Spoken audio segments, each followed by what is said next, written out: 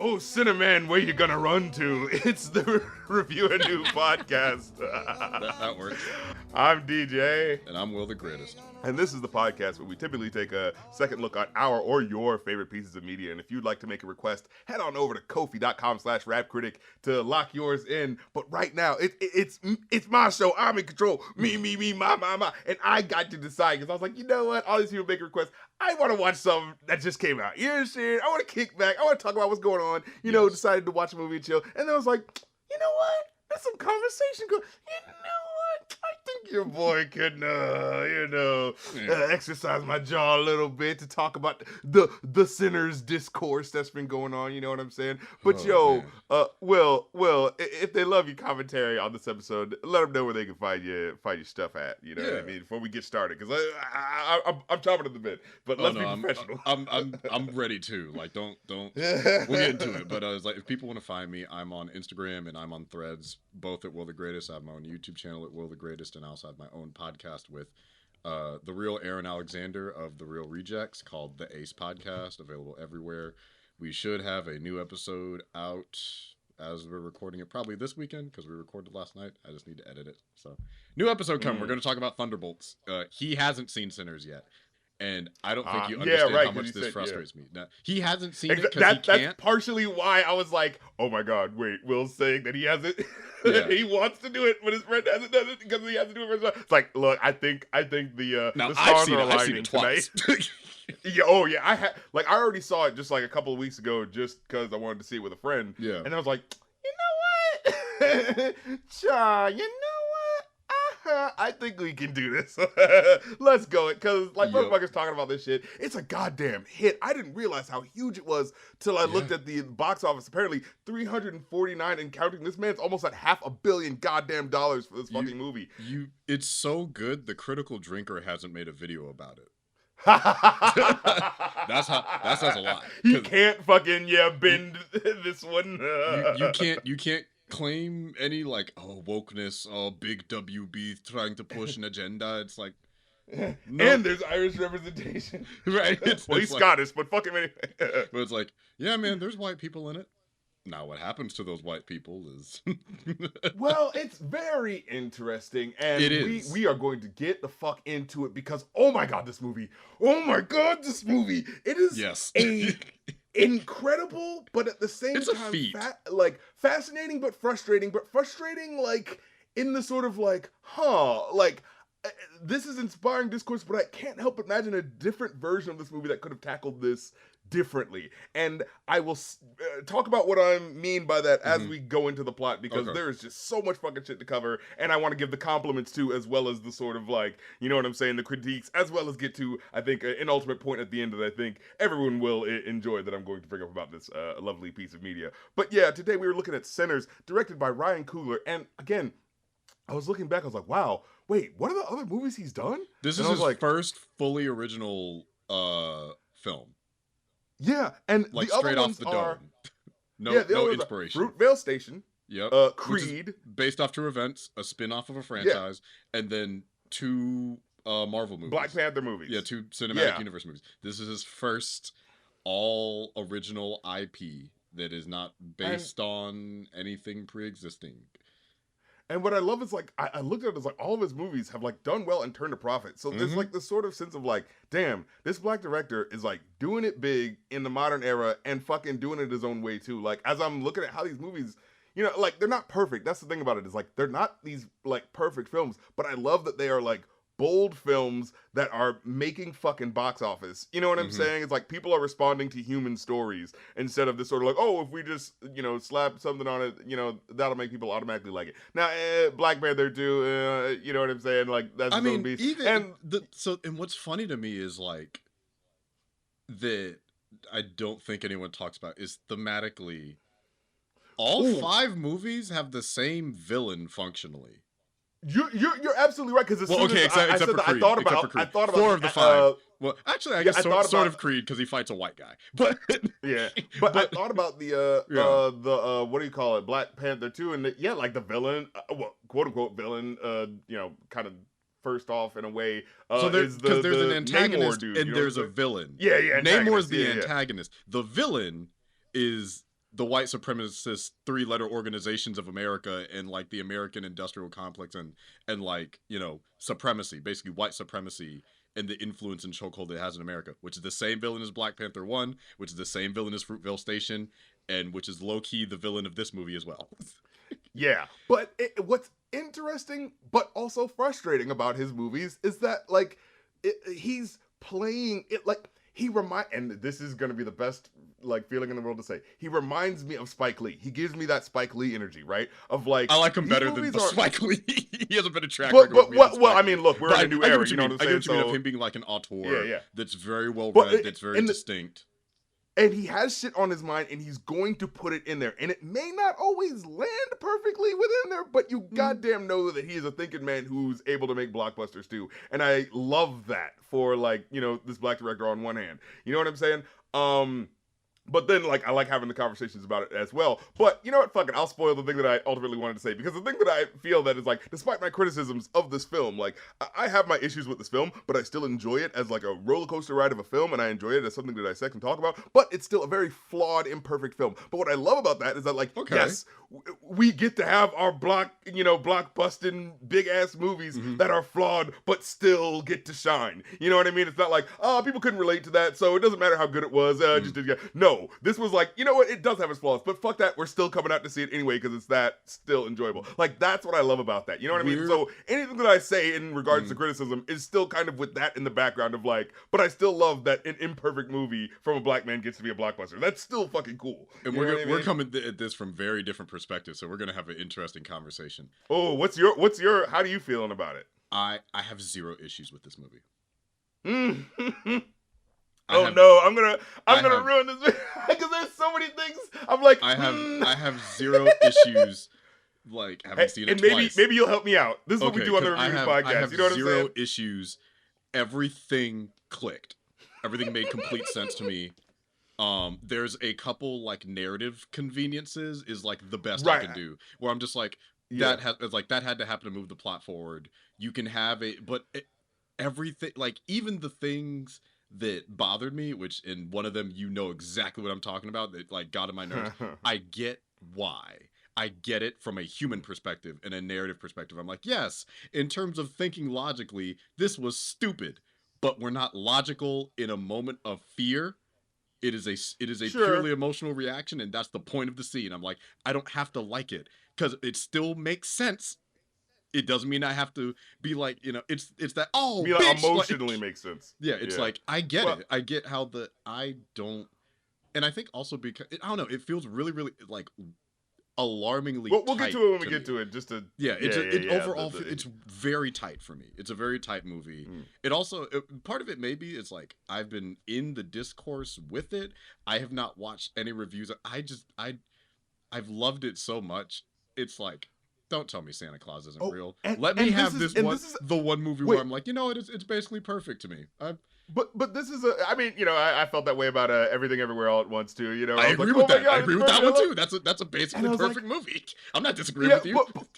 But then when I went back to it, I was like, but there's I still love you. I still love you, movie. I mean, like, no piece of art is above criticism. So when absolutely. I say perfect within a very subjective lens. Like, you can critique anything at all. Absolutely. Like, you know, it's like within my favorite for sure. film and of also all time, there's plenty to critique, but it's like also it's just discourse about like, you know, human behavior in relation to what the characters' decisions are, right? Like that's also art is meant to be discussed. Right, and dissected. Yeah. You know? So you know, we're just humans looking at human people talking about their human things. Yeah, just telling stories. But it's like, also I love that not only is it like a aggressively unfathomably black movie, it's a horror movie that's doing this well. And it is interesting. We like, don't like an original IP horror movie. Like I watched it the second time before I went to see Final Destination Bloodlines, which would be a whole separate conversation. But like, what is it, Rube Goldberg device deaths versus like an actual, you know, tension building. Exactly. It's like, you know, anxiety from the concept of death. But like with Sinners, it's interesting because it's like two genres I think are actually very disrespected by the greater exercise of like film critique. And I say this as somebody that like, I don't call myself a critic. because I prefer to like act and write. So I have my observations. I have critical thought, but I'm not a critic. But horror and action, because I watched like Love Hurts this past week because I needed like a palate cleanse, and I'm just like, this was fun. Why did people not like this? And I'm like, Yeah, I'm like, it's silly, but that's the point. Is that it's like Love Hurts was fun. Oh, damn it! Now we're gonna get into Love Hurts. Like, Love Hurts was fun because I've seen that one too. And it's like my problem with that movie is like it was trying to dance. Like, it's doing a very modern thing of like, hey, why just do one genre when we can do more than one? Yeah, have a romance and like action movie. But the problem is you still gotta balance those. And I feel like the love story wasn't really balanced because I didn't believe the love story, and the action wasn't like the action was cool. It definitely were some great action moments. Yeah, but it felt like it didn't like build in a good way, you know what I'm saying? Like, it didn't feel like a Mr. Nobody. It felt like a Mr. Someone or other. You know what I'm saying? Like, yeah, which is like, and I'm okay. You know, I am fully of the opinions like we need more middle of the range movies, variety. Because I still think Ke Kwan is fantastic. Oh yeah, like in everything he does. So it's like I didn't. He definitely needs some more work. Yeah, like for sure. But like, but to my point, it's like about wider critique of film. It's like horror and action are two that I see frequently disregarded because I thought The Fall Guy was a pretty strong movie, and that's an action romance. Like, with the Ryan Gosling. Wait, you could say that did it well because I've heard. Yeah, that one did it pretty well. So then I'm looking at Sinners, and I'm like, the fact that critically and commercially and financially a R-rated black horror film is excelling this all the things all the things they said weren't supposed to do you do well. Yeah, it's like you had every odd stacked against you, and as far as what I heard, Ryan Coogler got final cut on this.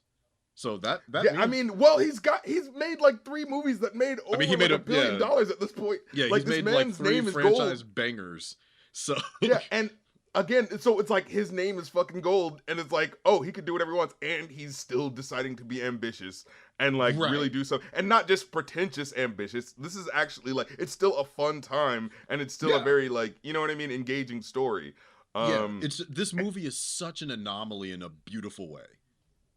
Well, but I say, I say that like this could happen more if Hollywood had any fucking balls. Like, it's like, yes, you get a name director and a name actor who have something interesting to say, and you're gonna get a story that people want to see. Yeah, like, and a strong track record too. Like exactly. Those are butts and seats names. Like, you put Ryan Coogler. Like, if you hear Ryan Coogler, Michael B. Jordan is not far behind it.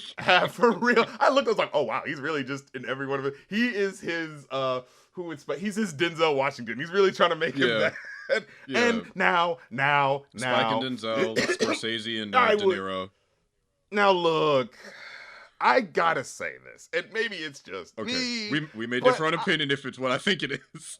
I can't go for the hype of Michael B. Jordan as an actor. Like, this is his best performance I've ever seen. Yes. Well, here's my thing. This is his best performance I've ever seen from him. But without a doubt, he was really trying here. Yeah, but my problem with it is it's one performance. Like, you saw Mickey 17 earlier this year, right? Yeah. Mickey 17 and 18 felt like different people, even though they were literally supposed to be clones. These are twins, and I never felt like, wait, what's the difference between Smoke and Stack? I got that easier. One, and Stack Smoke is the more solemn.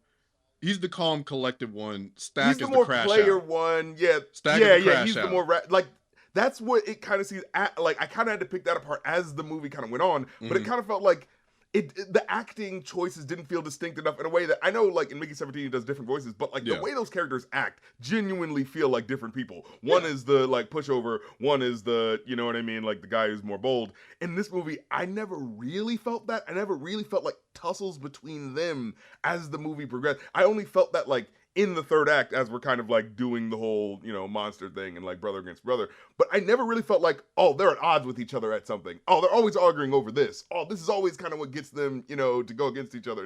You know what I'm trying to say? Like, I never felt like what's the real difference between these brothers? Well, and I guess it doesn't. There was enough of a distinction of their character that I was able to tell based off of like the interactions that we see of them with other characters throughout the movie. But yeah, I think that the way that it's within a range that's within his like I probably couldn't see Michael B. Jordan doing a Mickey 17. But I could definitely see him staying because the range of what's required of him for Smoke and Stack is not that wild. Sure. I would say beyond what he's capable of doing. Like he can do quiet, calm, reserved guy that's about to like handle shit quick, fast, in a hurry, and then like the loud kind of boisterous one that likes to have fun, but is like a slick, the slick of the tongue, the slick manipulator that's good with his words and quick witted. So it's like those two, I'm like. That's right in his wheelhouse. Like it definitely feels like a part that was like, okay, so can we get into the theory that I've had since the first trailer, and then when I saw it, it shifted a little bit. So what a lot of in the discourse is the theory with the initial trailer was that one of the twins was definitely supposed to be Jonathan Majors. I believe that when I saw the first trailer. I'm not crazy about that, right? I could have swore I saw a trailer that was like, oh yeah, it's there. Because it was before I knew anything about it. So I remember just vaguely seeing a trailer poster and being like, oh yeah, it's that thing that Ryan Coogler does. He's going to have, the two guys that we know. And I thought it was, you know what I mean? Because, I thought that was what they were going for. I do definitely believe that. I believe there was a draft.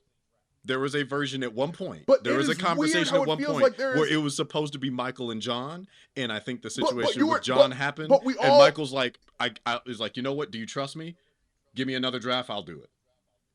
But yes, like I think that's what happened. There was something in my brain that feels like an alternate reality happened because there's an alternate reality where Jonathan Majors was probably I could have swore I saw he was probably stacked. Not just like at the conception stage they were talking about. No, I could have swore I saw a poster or something, and then of course the stuff came to light, and then of course we gotta change some things, and then you probably saw the announcement there that it was a black vampire movie about twins, but they hadn't announced because they hadn't had a full cast yet. So you probably saw the production as like, oh, twins, Michael B. Jordan and Jonathan Majors are real hot right now. It's probably them two. And also Jonathan Majors fucking dresses like he's from the 1930s with those goddamn big ass hats. He looks like he's coming out of out of Delta, Mississippi. So it's like 1932 I firmly believe that was like I know that at the end of the day, I think Michael B. Jordan did what he needed to do. I do not believe that the first draft had only Michael. There's a part of me that's like, there was a fraternal twins and there was an identical twins draft. Because it, I guess in the third act, it kind of makes sense to sort of how they do the dichotomy of, you know what I'm saying, the living brother versus but it just feels like they don't do anything with it other than it being a bit of a gimmick. You know what I'm saying? For most of the movie, it never really feels like it matters that they're twins. You know what I mean? Until there's a bit of that dialogue at the end, but it's interesting because it's handled so frustratingly, narrative wise and sort of themes wise, that we just have to get to it. No, so, we're getting to it yet. I'm curious about what more you would have wanted from the Smokestack twins. We'll get to it. We'll get to it. Yeah. And goddamn it, thank God I saved some, erased some data on this fucking microphone because we absolutely need to get into it. So at first we see it starts off with I called him the boring actor guy because at first I was like, the way his acting was going, I was kind of thinking is he? The movie starts off with him driving up, looking looking normal at first. Wait, you didn't like Miles Catton's performance? Absolutely not. Oh, you were an outlier here. I thought he was amazing. And I thought he was so good for a first timer. And I would tell you, I thought he was great. I saw the first timer in him. I felt the Spike Lee-ness of okay, I guess this is an important movie, but can that guy act? I thought he was great. You're definitely in the minority. You're the only take I've heard that didn't like Miles Catton. No, because when he first gets out of the car and he looks disheveled, but then you see the blood, you're like, oh shit, what's going on? And at first I'm like, oh, it's one of the people who's been bitten. That's why he's going into the church, and this is kind of like a dark, oh no, what's gonna happen?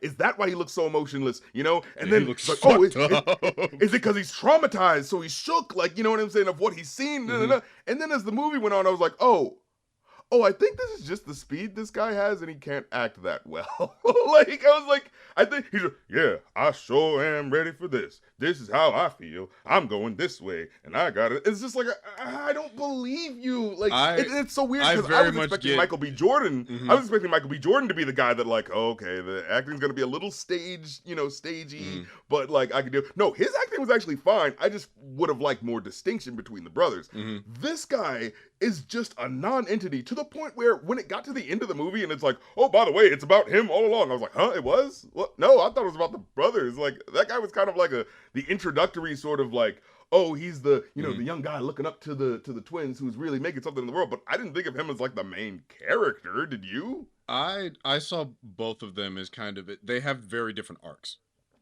Yeah, it is a plurality of characters. Sure. Yeah, there's a parallel kind of arc that's very different because you have two people that are very set in stone in who they are and what they want, and at the end of the day, the outcome was kind of it. They were going to die. I get what you're saying in terms of like he's supposed to look like the innocent, the malleable, guy. He's the young, influential baby cousin. Preacher boy, that's his name. Yeah, it's like the preacher boy. Sammy. Yeah, but it's he's the one who like he's the baby goes cousin into the church. Who's like looking. Yeah, he's like my cousins are back in town. They hosting a juke joint. They finna turn up. They want me to play guitar. I was like, they're gonna be hoes. I'm gonna be drinking. This is gonna be an amazing night. So, but it's like, but also that kind of insecurity because my father doesn't want me out here playing guitar. He wants me to follow the right. So his whole arc is about: am I choosing the life that my father wants for me? Or am I walking in my God-given gift? So it's like, am I going about what I want out of this world in a way that's genuine or not? Am I doing it because someone else wants it for me, or am I doing it because I want it for me? And I think the movie does a great job, like overall, and especially in how Delroy Lindo's character is. Oh hell, we Delroy ain't never been the fucking goat. Like we don't even got to say nothing about that. Delroy like we already know about that. Fucking the way he comes in has that old 1930s singing voice. You know what I'm saying? That fucking put that shit down. That fucking Louis Armstrong voice. Exactly.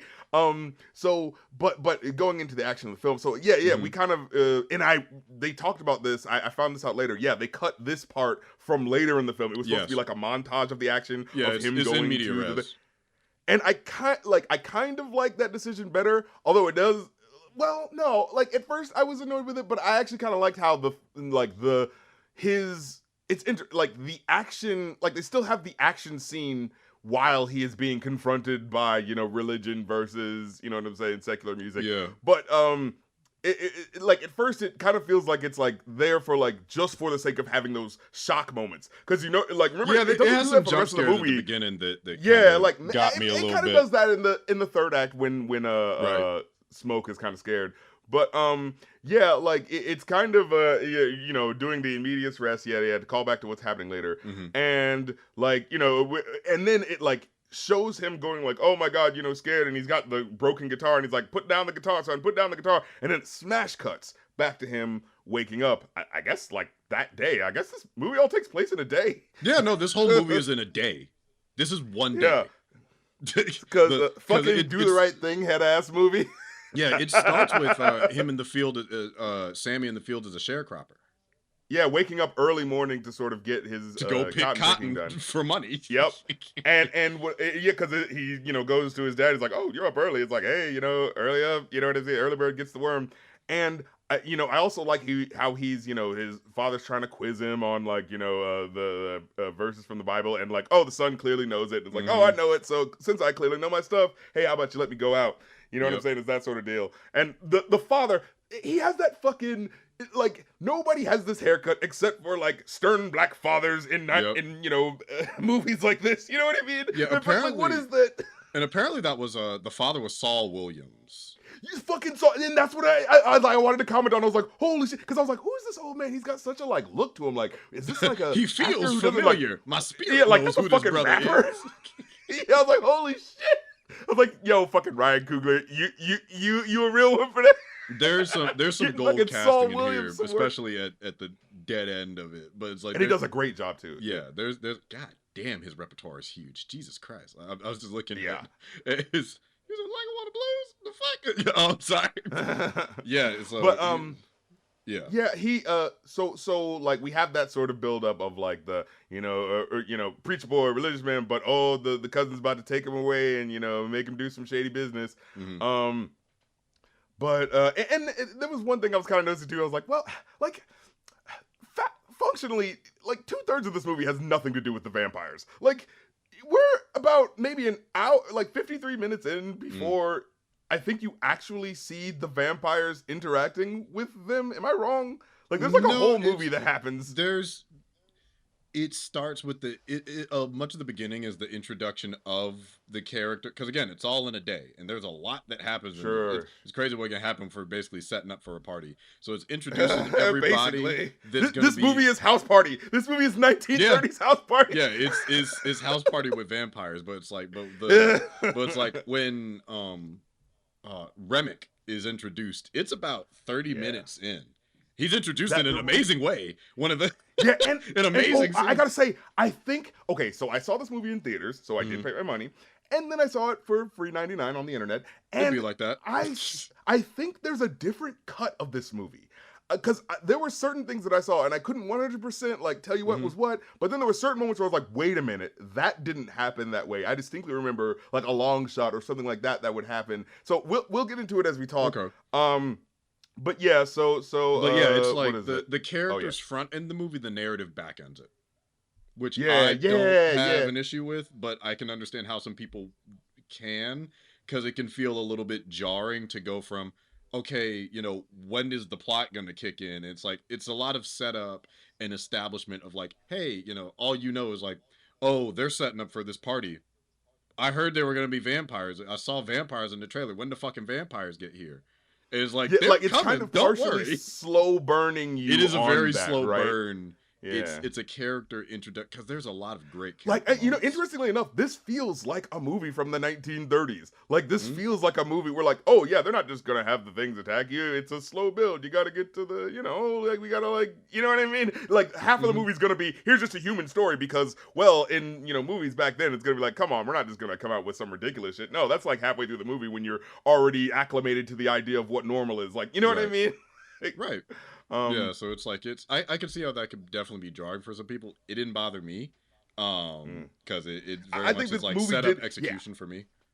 I think the character work was good enough to make it worth it, but I think the characters have a lot of depth to them that's unspoken, just given the context of the environment where they like this. Oh yeah, this movie has a significantly gigantic universe, and I don't want any more. Okay, I would only want one other movie, but we'll get to that in a second.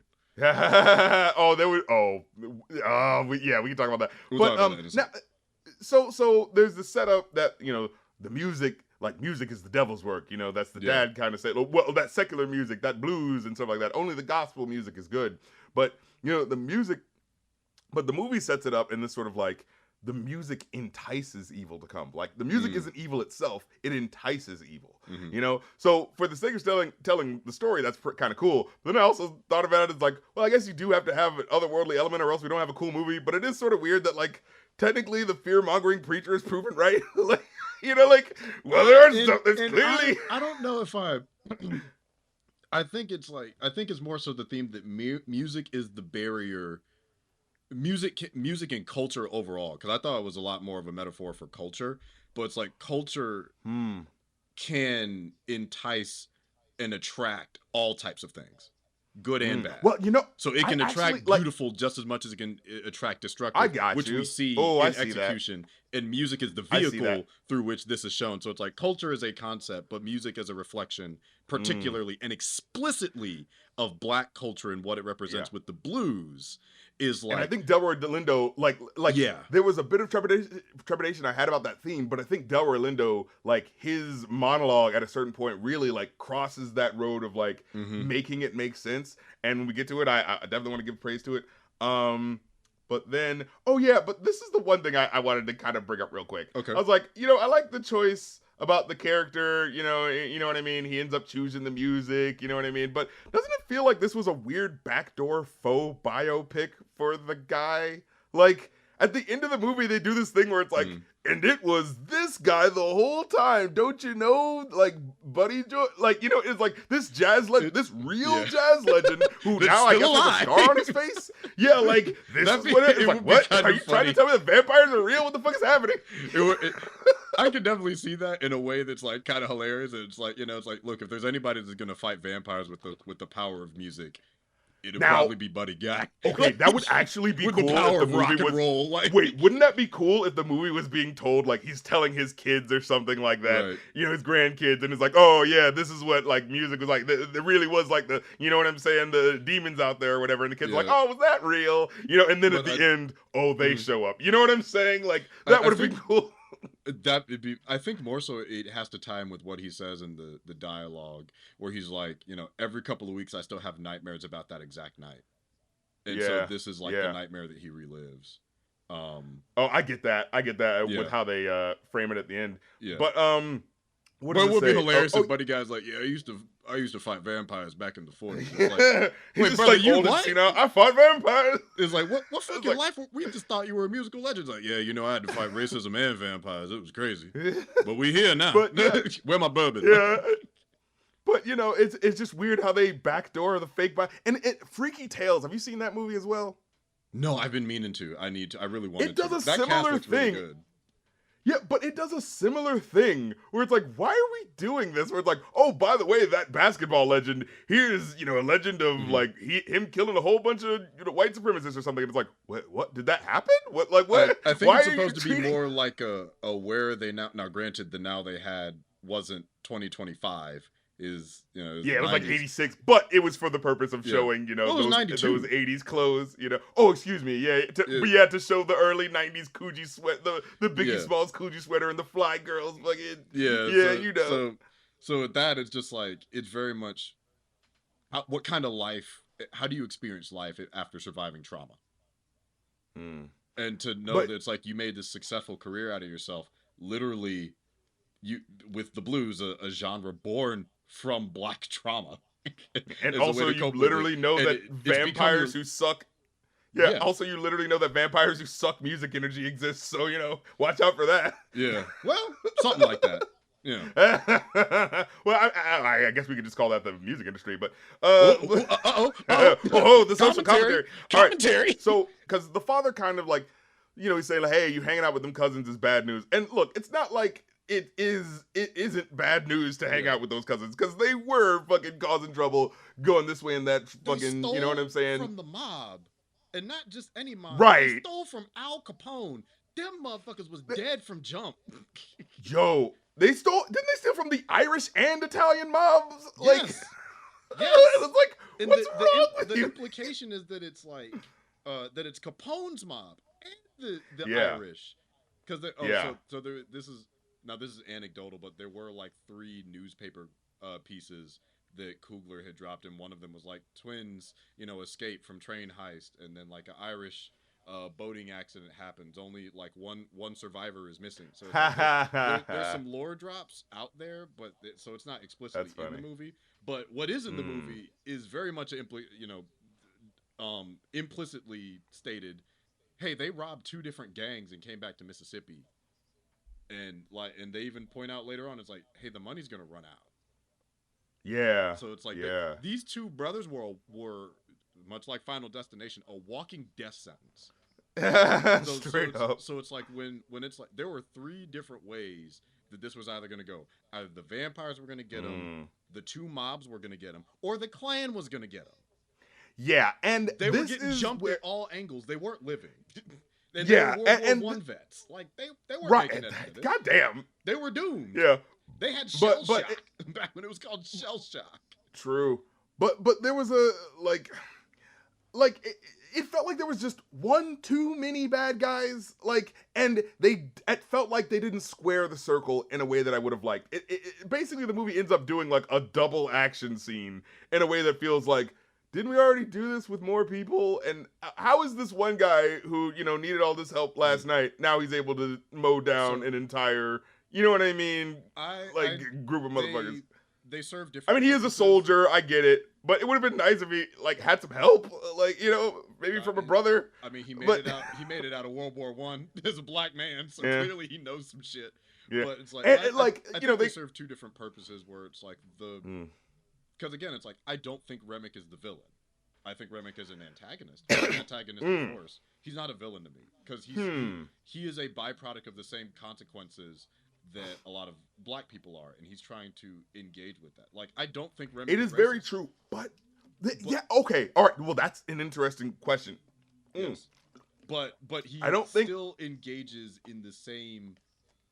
He's using a similar weapon that was used to create him to try and find connection with his people. Yeah. So he's using the Master's tools to try and dismantle the Master's house in a way, which is different than the scene with killing the clan, which I think that's a bit catharsis. Well, see, I think this is where I feel like there's a bit of gray area. And this is like, it's one of like, it's a cool, but also a thing I have an issue with, right? The sort of, the villain has a good point, but he still had to like shoot a baby in the face, you know, for you to know that he's bad. And it's like, okay, but can he just have a good? Because it leads to an interesting dilemma, but a frustrating dilemma, where it's like, oh, does the vampire not actually have any allegiance to anything, and is just saying whatever he needs to say to get in? So, oh yeah, I observed that those guys have clan robes. Okay, well I'll say what I need to say to get on their good graces. Oh, and you're black people who are okay, I'll say what I need to say to sort of, you know what I mean, like get in your good graces. Like, it's just someone who's there. But then he keeps pounding on these certain points that feel like, well, wait a minute. It feels like he kind of has a point. And why does it feel like every time he's about to have a point that really sticks, something will happen in the script that'll be like, oh, one of my friends is eating one of your friends. Well, never mind that, though. And it's like, okay, well, you're clearly trying to go like, hey, don't I have a point? Oh, but never mind the monstrous thing I'm doing. You know what I mean? I think a good comparison is, imagine two friends. One is a black leftist and one is a white liberal. And that is the because you got the guy that's like, it's like, man, white supremacy sucks. You know, patriarchal capitalism is garbage. It's like, yeah, we agree. It's like, yeah, so like, I can come to like the cookout, right? It's like, nah. Well, why not? I didn't say all that. Well, what's the issue? You know, and now we're having this fight. That's the dynamic. It's like, you know, but I thought about here's this. the fucking thing, bro. With like, you know, I'm here for Malcolm X, but just like sometimes the community, and then it just takes a left turn. Sometimes you guys just need to like, no, but we can't but all no, just get along, like, bro. We can't all just be the human race. Like, what's the but issue? no, and you know, like, here's my thing, like, you know. All right, these twins are ripping off all these white groups and making them attack each other. And there's like a certain level of like, okay, well, I kind of can't be sympathetic towards you because it's like, you know, on one level I want to be like, yeah, the black man, you know, doing what he can to get by. But it's like, it is pretty shitty though. No, they did some stuff ripping off these guys. They're a little extra with that. It's like, hey, nobody told you to rob two separate gangs. Yeah, exactly. And then make them blame each other. It's like, nigga, are you trying to die? I mean, pretty much. Pretty much. But then on top of that, the hat on the hat of the white clan member who has nothing to do with the Italian and Irish gangs, and then the hat on the hat on the hat of the, you know, vampire. It just feels like, okay, how many motherfuckers you know? I mean, I think that's like, what keeps it open and closed, because it's like, regardless of the direction that things were gonna go, there is still gonna be a loss at some point. Whether it was that night or whether it was the next day or whether it was basically like the benefits, the positivity and joy that can come about a lot of times in black culture can be taken away from a myriad of circumstances, either sometimes for the consequences from even those that inside the cultures that participate with, like Smoke and Stack, where they use white people's money to fund a black business, but also for black people that don't make that much money, so the juke joint was going to inevitably be unsustainable, or you're just in, you know, post-slavery Southern Mississippi, so there's just my god everywhere. And let's talk about that. Just the fact of the matter of there was no win. As we later on learn, the white dude was planning on getting his buddies to come like, you know, round him up and kill him. So after you know what I'm saying? In fact, like, you know, it's kind of funny. They say, hey, you know, we don't want to see any, after we give you this money, we don't want to see you or any of your clan buddies. And he goes like, clan don't exist no more, buddy. It's like, yeah, sure it does. Yeah, it's like, yeah, you know? Okay, sure. And that's what the thing. Yeah, it was the George Carlin quote that I wanted to bring up. It says like, yeah, it's 1930s. Mind you, slavery has been over since the 1860s, 1870s. But as the George Carlin quote goes, not that you'd really notice it, of course. You know, it's like, we're 1930s. We supposed to be free, and niggas still picking fucking cotton for the white man. It's like, what the fuck is this? What changed? You know? It's like, preposterous. The Klan doesn't Now- exist anymore. It's like, okay, but who are you trying to convince, us or you? Like, Right. now, Now, like, look, we was born on a day, but we weren't born yesterday. Like, we know we just got back in town, but it's Mississippi. Shit ain't shit. Look, didn't Mississippi not outlaw lynchings till 2012? Jesus Christ. And I want to actually, it's like I'm of two minds where I'm like, damn, it sucks just how much like we were getting screwed over like 60 years after fucking slavery. Like, what the fuck is this shit? But then at the same time, I'm like, damn, we've come a lot since then. You know what I mean? Like 1932 to 2025. Like, damn, I can just hang out with a white guy and it's no problem. Like, like it's the stupidest thing to be like, hey, that's not an issue anymore. But it is cool that that's not an issue anymore. It shouldn't have been an issue in the first place, but it's cool that it's not. It's like we're solving problems that shouldn't have been problems in the first place, but okay. Right. Okay, so and also just like as a black person, like, look, there's still issues, of course, but I feel like, and systemically, of course, but I feel like in terms of like, damn, I can like fucking go to a black-owned club and not worry about it getting burned down by the Klan in the middle of the fucking, woods. You know what I mean? At least we have that. We're more concerned about shooters these days, but yeah, but God, things. what Yeah, what reinforces the craziness of the point? It's like, yeah, we've made a lot of progress where we can just hang out with white people and have our own property to an extent, depending on where you're getting redlined at. But also, Congress just passed the Emmett Till Anti-Lynching Act in March of 2022, making it a federal hate crime, punishable with up to 30 years in prison for lynching somebody. It just became a federal crime within the last 3 years. Oh, by the way, we should probably, yeah. It's that's a little late, ain't it?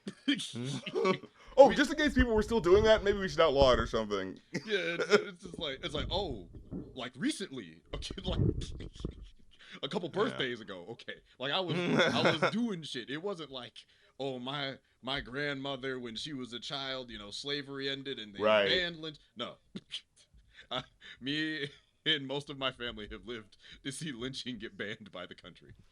So, getting back into the to the narrative, bit of fantasy of the film, and then let's have a conversation about masculinity.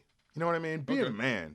What it means to handle your business. As a gentleman and as an intellectual. You know what I'm saying? Especially when it comes to eating that pussy. I was about to say, it's This like movie- Ryan Coogler is a king. He is out here, not a king, not only a king, but a freak. DJ Khaled not allowed on this set. A full-blown bona fide freak. And this movie. People have talked about how like, man, movies don't feel like they have like sexuality and desire in them. I never feel like this one sure characters really want to does. fuck. Yeah, oh my god. Like, Watching this movie, I was like, enthusiastic, there was at least reciprocal sex. Like, there was at least people 3 or 4. I think at least 4 moments of like, I had a fucking, clutch the pearls. Looking like, I do believe I caught the vapors from how, like, fucking, they, like, licking ears, fucking, spitting in people's mouths. Like, that was fucking gross. But there are, like, 3 great pieces of dialogue. The first one is Mary talking to Stack, talking about, it's like, well, you said, it's like, you tried to tell me you didn't love me, but then you stuck your tongue so far up my coos, and I didn't know what it was like. So it's that. I was like, whoa!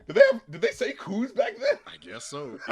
It was Annie saying when she was in, I think it was that Creole, where she was saying your body didn't forget me. I'm like, oh yeah. I started to float towards the ceiling. Oh snap! When she grabs his dick and it's like, your body didn't forget me. I was about to start floating out of my goddamn seat. I'm like, I'm right here with you.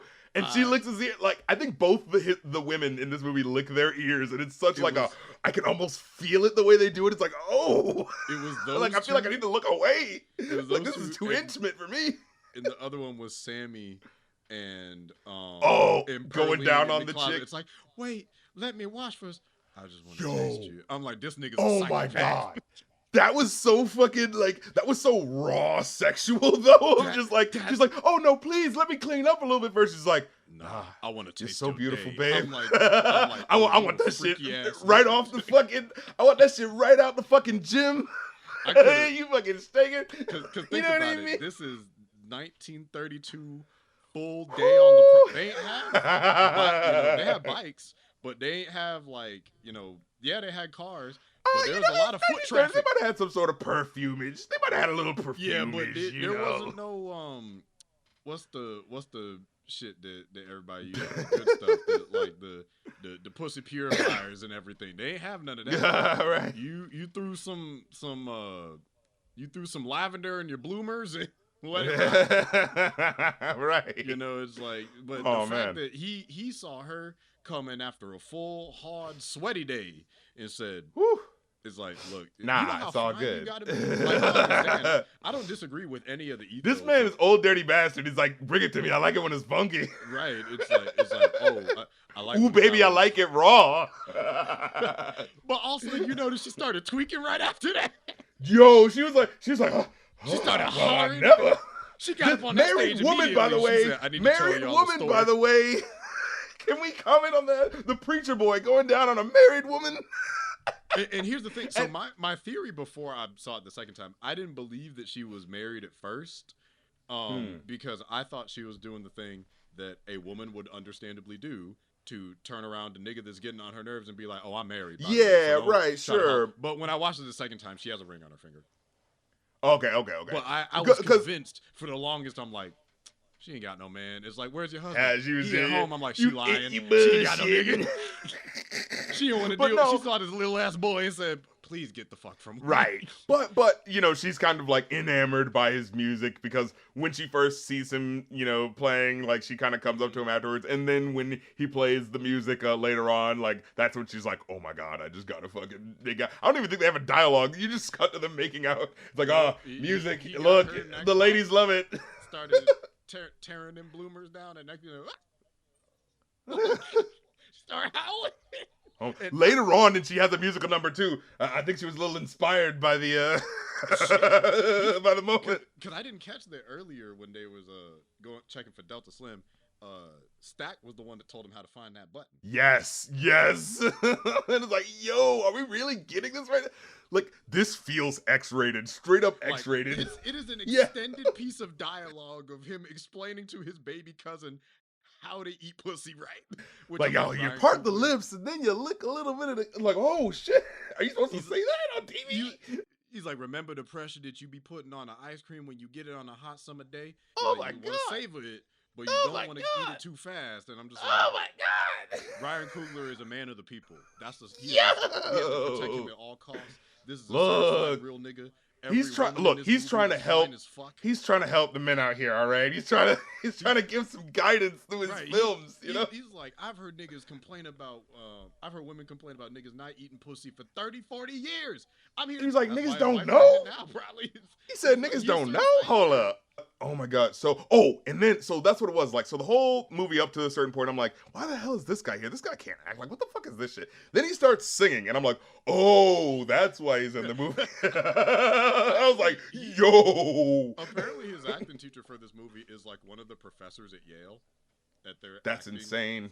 So it's like he got picked from like some top tier talent. There's also apparently Yao Yao who plays Bo Chow apparently is a graduate of a close friend of mine who writes screenplays. Oh. So apparently they graduated together. I'm like, oh shit, you know this nigga? Nice. But yeah, so like, I him saying, and I later on found out that her HER fucking apparently was taking him on tour and like just suggested that like, oh yeah, I heard about this part, maybe you should take it. Like, and that's how he got it. So he like put in his he's only 20. 20. I was like, oh, that's why this motherfucker's acting like this. Oh yeah. I was like, okay, I get. One thing that makes me particularly happy about his musical sequences, like, and don't get me wrong, I still stand by the fact that he does a very good job at what he's, I think, intended to do with this character. This is the only like artist I have seen in a very long time, probably since like the 90s, whose vocal timbre is like baritone down. Yes, he had like real no popular sing. Like, I'm like, right, everyone's a fucking tenor, or they just can't sing at all. And as a bari bass, I'm like, I can't sing no fucking. Yeah. Well, who's somebody that's not canceled? All these fucking Michael Jackson fucking I Bryson can't Tiller be, songs. You know, I can't sing Genuine. Yeah, You know, it's but like, oh, but just because you can't sing all the way up there, motherfuckers like, oh, you can't sing. It's like, nah, motherfucker, give me Like, some nah, shit that's motherfucker, lower. that's I'll my show you how range. fucking low I can go, nigga. Like, Yeah, but you know what give I me can't some sing? Isaac And we- Hayes, some Barry White.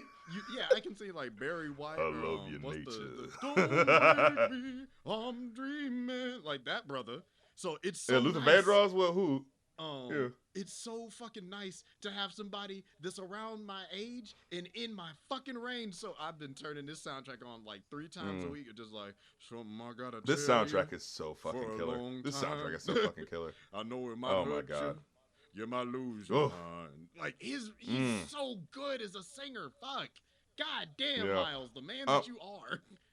Little Chinese girl goes to get her mom, and like the Chinese mom walks back. Doesn't she like walk across the street, and there's sort of like a one-shot take of her like walking all the way back? Of the daughter going to get the mom, which I didn't pick up all the historical context the first time until I saw some of the discourse. So the segregation is part of the sequence. That's part of the. Ooh, is that why this is okay? So I was wondering, it's like, why did they do this long shot? I was trying to think, what's going on? Of the business on that street. So and I didn't catch it. That's cool. Okay, that's what I like. The camera work. I'm like, oh, I wonder. That's really dope. I missed the context. It's all white. But I was thinking. Yeah, but I was thinking about like, all right, he getting his Spike Lee on, like, okay, you got to do an impressive shot of something happening, you know what I mean? Like, but like to see that there was a functional reason of like, no, look at this, look at how there's no difference from one street to the next except for black versus white people there. Yeah, like that's fucking cool. I didn't catch it on the first watch, and when I saw it the second time, I'm like, you're right. I don't think there's any white people on that side of the street. And this Chinese woman is trans, like, that's interesting too, right? Like, it's a Chinese woman who's able to go between, because as far as American politics are concerned, look, we just don't care. It'll be like another 20 years before we hate you. Yeah, it'll be another 20 years before we officially hate you. Right. You know what I mean? There's a lot of nuanced, interesting socio-cultural politics, especially when we're talking about Mary's character. And what she represents. But it's like having the two.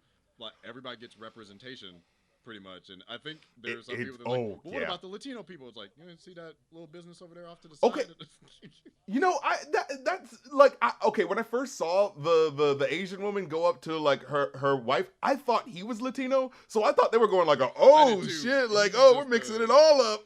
He's just a olive toned Asian. What is Yao? Yeah, exactly. Okay, he went from one of them Filipino countries. Exactly. Yeah, he from one of them. Oh yeah. I know you a little browner than the average Asian. Yeah, but totally couldn't be any. Yeah, exactly.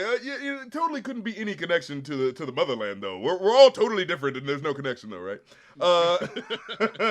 Why are there brown people in Asia? Then we weird. Get. How did they get there? Where'd they come from? I'm sure they just popped up one day.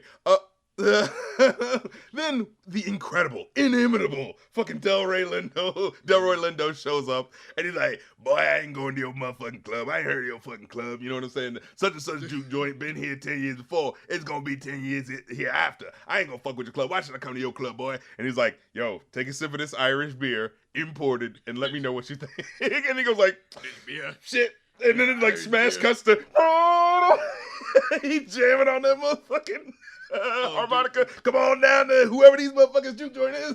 quick thing while we're also when we were talking about him making the deal with the Chinese couple. Did you want to talk at all about because the brothers split up to go do separate things. Oh so yeah. it's like that's right. Yeah. Yeah, Smoke went to get supplies. Stack went to go recruit couple people for it, and we'll talk about cornbread and everything. Right, to get cooks and singers, performers. Yeah, but Smoke, one, teaching that young black girl how to barter, but two, and I was wondering what it represented for him to shoot that one nigga in the ass and the other one in the knee. But someone I'm like, well, you were touching my shit and weren't supposed to, so that's what you get. No, he actually had a very good point. Someone made a good point on TikTok. I forget who it was, and it's like, and you know what that is actually? That is a great example of community policing. And I'm like, I don't disagree with that, actually. Straight We up. didn't have to call Straight the up. authorities. We police ourselves, nigga. No, but think about it. No. Here's the thing. You touched my property. You knew it was mine. Yeah. You tried to rob me. These are consequences. But what did I do? I went inside. I told the business owner, Now, go patch them up real quick.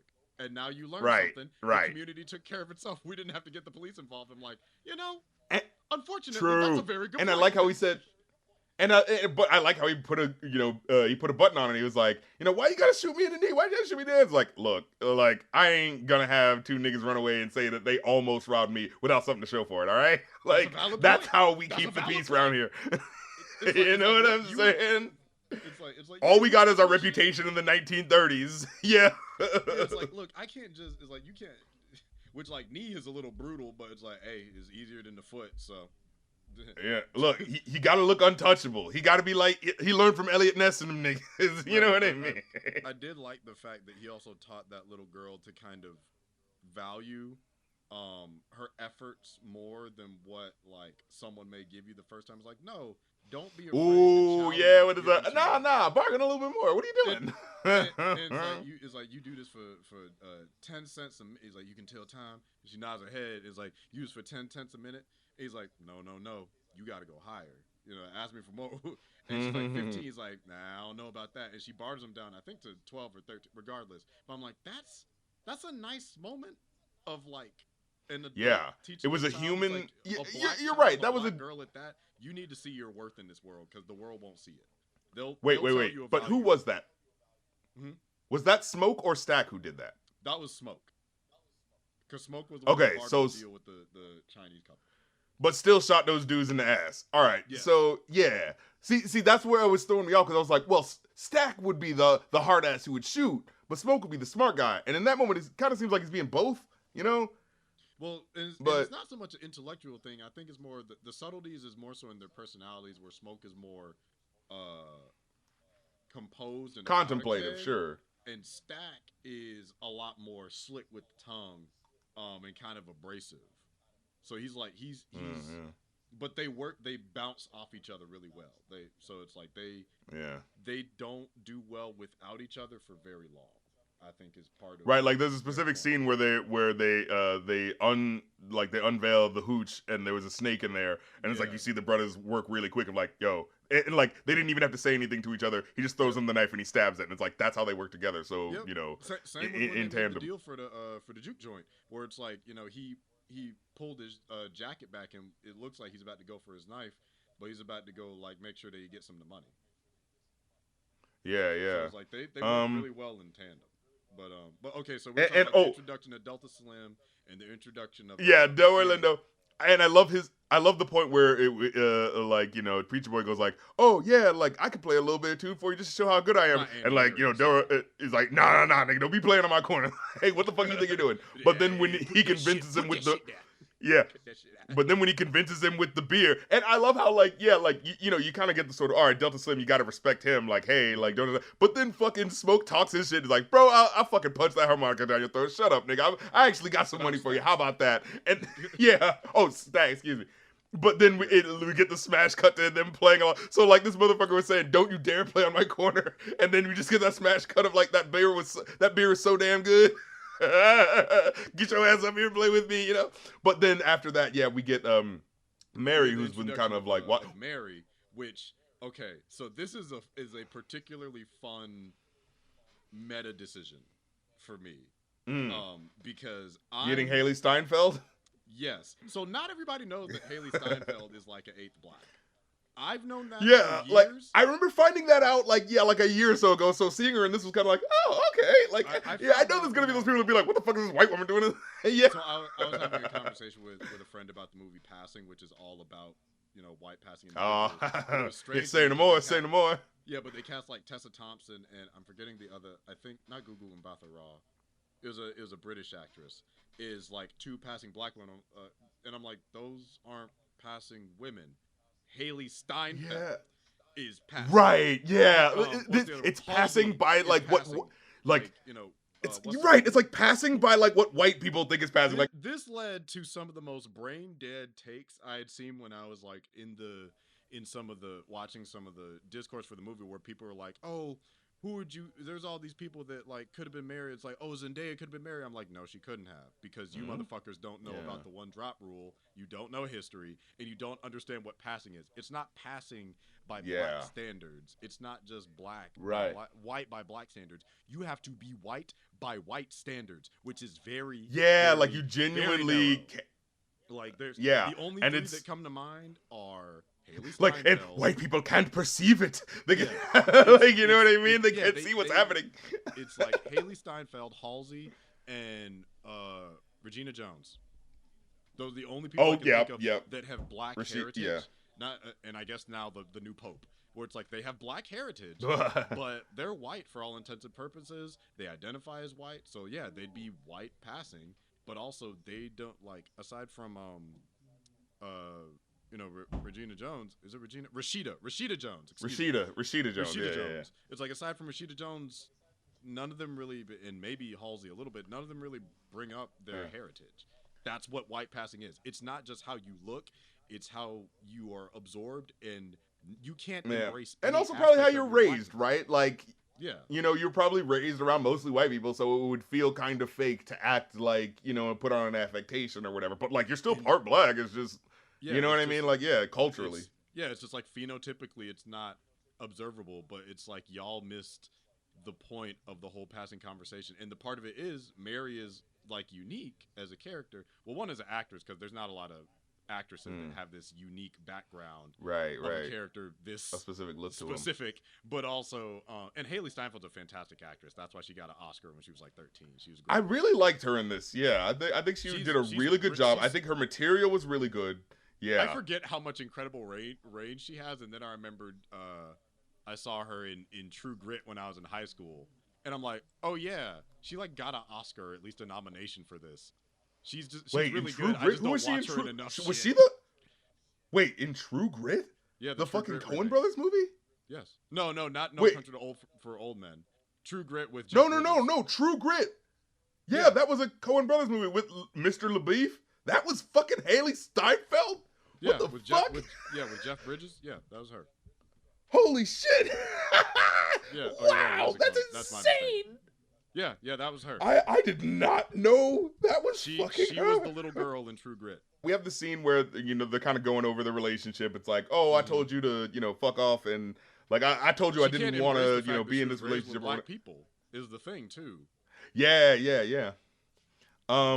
But they like I said, they bring up the point of like, oh, you said, like, I thought I told you that we weren't a thing anymore. It's like, yeah, but then you stuck your tongue in my pussy, and I thought, like, maybe you changed your mind. No, not a pussy. In her coos. In her coos. yeah. And then she's like, you stuck your tongue so far in my coos, and I didn't know what to do. It's like, damn. You were eating and it's like, out, so, brother.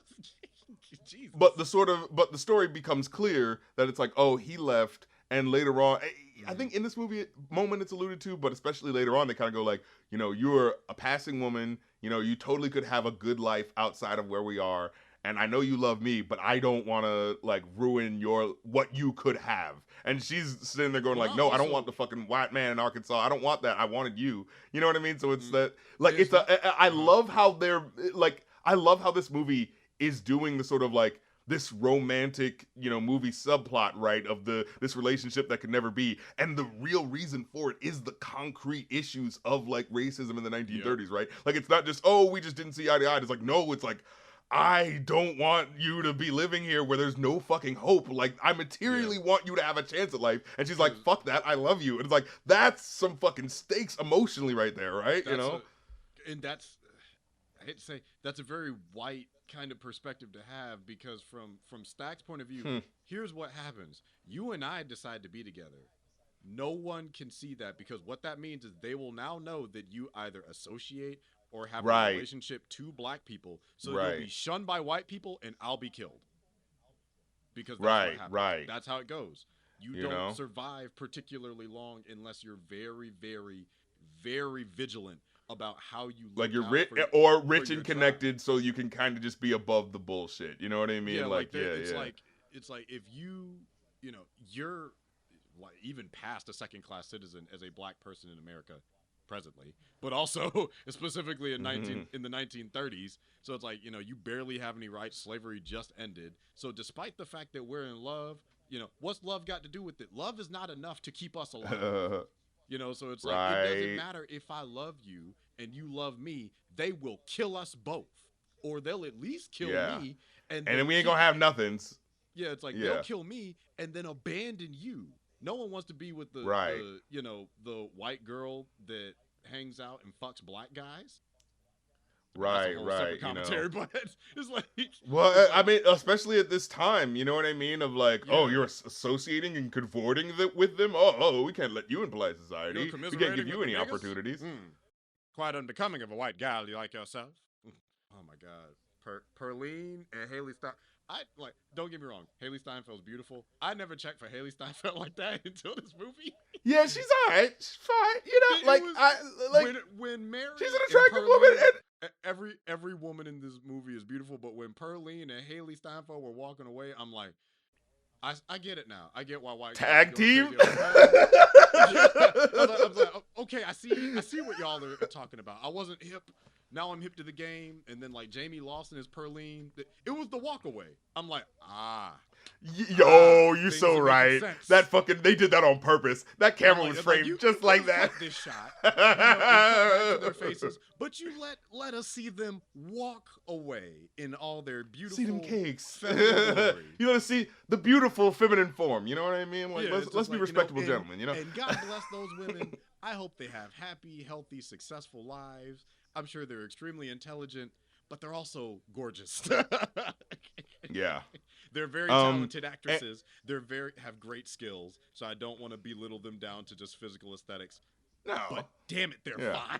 Every woman in this movie is so beautiful. They're driving with Delroy Lindo, because I remember this is a very you're right. The music scene, the music here is so incredible. So just a quick another shout out to Ludwig, who like builds up the music in the scene so fucking like lightly with how the tension is building and what Delroy is talking about. Like he starts off saying like, oh yeah, we was playing music for white folks and they'd pay us real cash and like they'd be stomping along and some of them were almost even on beat, and it's like, and whenever they get close, my buddy Rice would change the rhythm just to confuse them, and it's like, oh, it's such a funny, like, as a music person, I'm like, oh, you son of a bitch. It's like, oh, that's kind of funny, And then immediately after that, though, Delroy's ass is like, well, you got all that money from the white folks. What'd you do with it?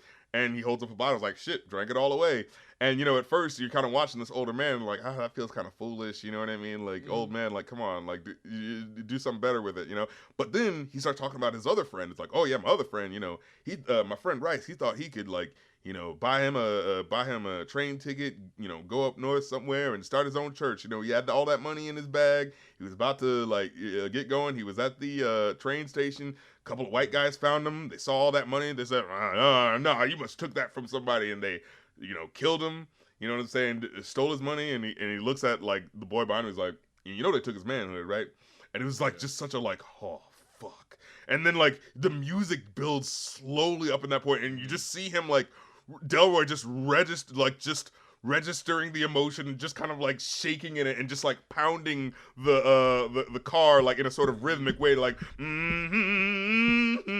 like just giving that sort of like that blues motif, just trying to like just shake the dark reality out of his mind, and you can fucking feel him doing that. And then like either Smoke or Stack, whoever the fuck it was, just goes like, yeah, hey, Preach Boy, come on, play some tunes. Like, hey, let's he's playing something. Come on, let's diffuse the tension. And I was like, that was such a cool moment of like, oh wow, yeah, like this is how music soothes the soul in that way, right? Like you see the example of that happening, of this man like fucking about to lose his mind, and then like when he hears music, like, oh, okay, we can come back to this communal space. And then the scene, I loved it right afterwards, where yeah, but then right afterwards you see those prison men on the prison yard kind of like chopping rocks and shit, and he goes like, wait, stop. And he tells him to stop, and he like jumps up. He's like, keep your hands up, boys, keep your hands up. And the fucking warden shoots at him, and they have to like drive off. And it's like, God damn! In the car. This fucking hopping Bob life head ass. But you know what's really crazy about that moment though? It almost got cut down. It almost didn't make it to the final cut. That's insane. And in fact, I think in the version that I saw, the version that I saw on TV, the version that I saw for free $99, it cut that out, I think. Yeah. So Because I remember not seeing that. So Delroy Lindo said in the interview, apparently he, not like a massive fight, but he advocated with Coogler to keep that scene in because of the weight that it carried of not only telling the story, but like the after part of like him trying to pull himself back present from his trauma, from that pain of like losing all his friends, and basically knowing that all, like, you know, I can't lose anything else if I have nothing else to lose aside from my mind and his liquor and his corn liquor. So it's just like it is a sad but very real, you know, phenomena that happens to and happen to a lot of people. So that was like like so many black people who had to like have traumatic things happen to them and they couldn't go to a fucking therapist the next day. It's just deal with it. You got corn liquor and blues. You better figure it the fuck out. You a man. You better tough that exactly. shit out. Exactly. And we wonder why guys and we wonder why the black community is dealing with so much toxic masculinity. I'm sure it has nothing to do with that. But like, bottle up our feelings because it wasn't safe. It's not safe to be a vulnerable, you know, black man anywhere, but particularly in the South. Right. You know, so and then we get to the bit where is it Smoke who goes to see this chick? The voodoo woman? Okay. That's his wife. That's that's Annie. Oh, Annie. Ooh. Shit. Oh my goodness. I've been just on her oozes sensuality. Since, oh my goodness. I've been on her since Lovecraft Country. She was fine as hell, and I'm like, who is this beautiful melanated queen? Why have I heard of her before? Why did y'all try to keep this goddess from me? Which one of you? What I love is, which one of you niggas? Who's responsible? This beautiful, amazing black queen for me. I mean, she can act the house down, but this is also so Smoke goes to Annie's shack, and that's when we learn that one, he has a wife, and two, he has a dead child. Which and there's a bit of like contention, right, where it's like, you know, like, you know, I've been, you know, because his wife believes in all this, you know, hoodoo and voodoo magic, and he's kind of like, I don't know how I feel about that, and she's like, well, it's like, you know, clearly you were protected this whole time, and da-da-da, and he goes like, nah, I don't believe all that, because it's like, you know, when I was out in that real world, and I was all over the world, all I saw was money and, you know, the power that men had when they had that money. You know what I'm saying? That's the only real magic I saw out in the real world. So all this, you know, demons and goblins, I don't believe in it, right? But then she goes like, well, you know, how do you know, it wasn't me praying for you that kept you protected? How do you know it wasn't that, you know, thing around your neck, the sort of, what was it that she asked him to kind of, it was like a, he had around his neck. Yeah, mojo bag. How do you know that wasn't protecting you? Which is funny to me. And he kind of goes like, I don't believe in all that hoodoo and all that juju and whatnot. Is like, then why you still got that mojo bag around your neck, nigga? Because you love your wife, and you just like, you better safe than sorry, huh? And that ties into right. But then he, you know, he brings up, it's like, well, okay, if all this magic is so real, how come it didn't save our child? You know, it's like the sort of stark reality of like, oh shit, you know what I mean? Of like, well, what about that then? You know? And she's like, well, I don't know. She doesn't have an answer. She's like, I don't know. You know? Because I think that's part of it, especially when you get into like hoodoo, which is a like traditional, specifically like Black American. Sure, spiritual. And I think they actually did you know, consult with people to. Yeah. Because it felt like it's like the intricacies of it felt a little too specific to just be some, you know what I mean, chicken bones and shit. You know. Yeah, they did a lot of very good research. So it's like she's, I believe, a hoodoo practitioner and a root worker specifically.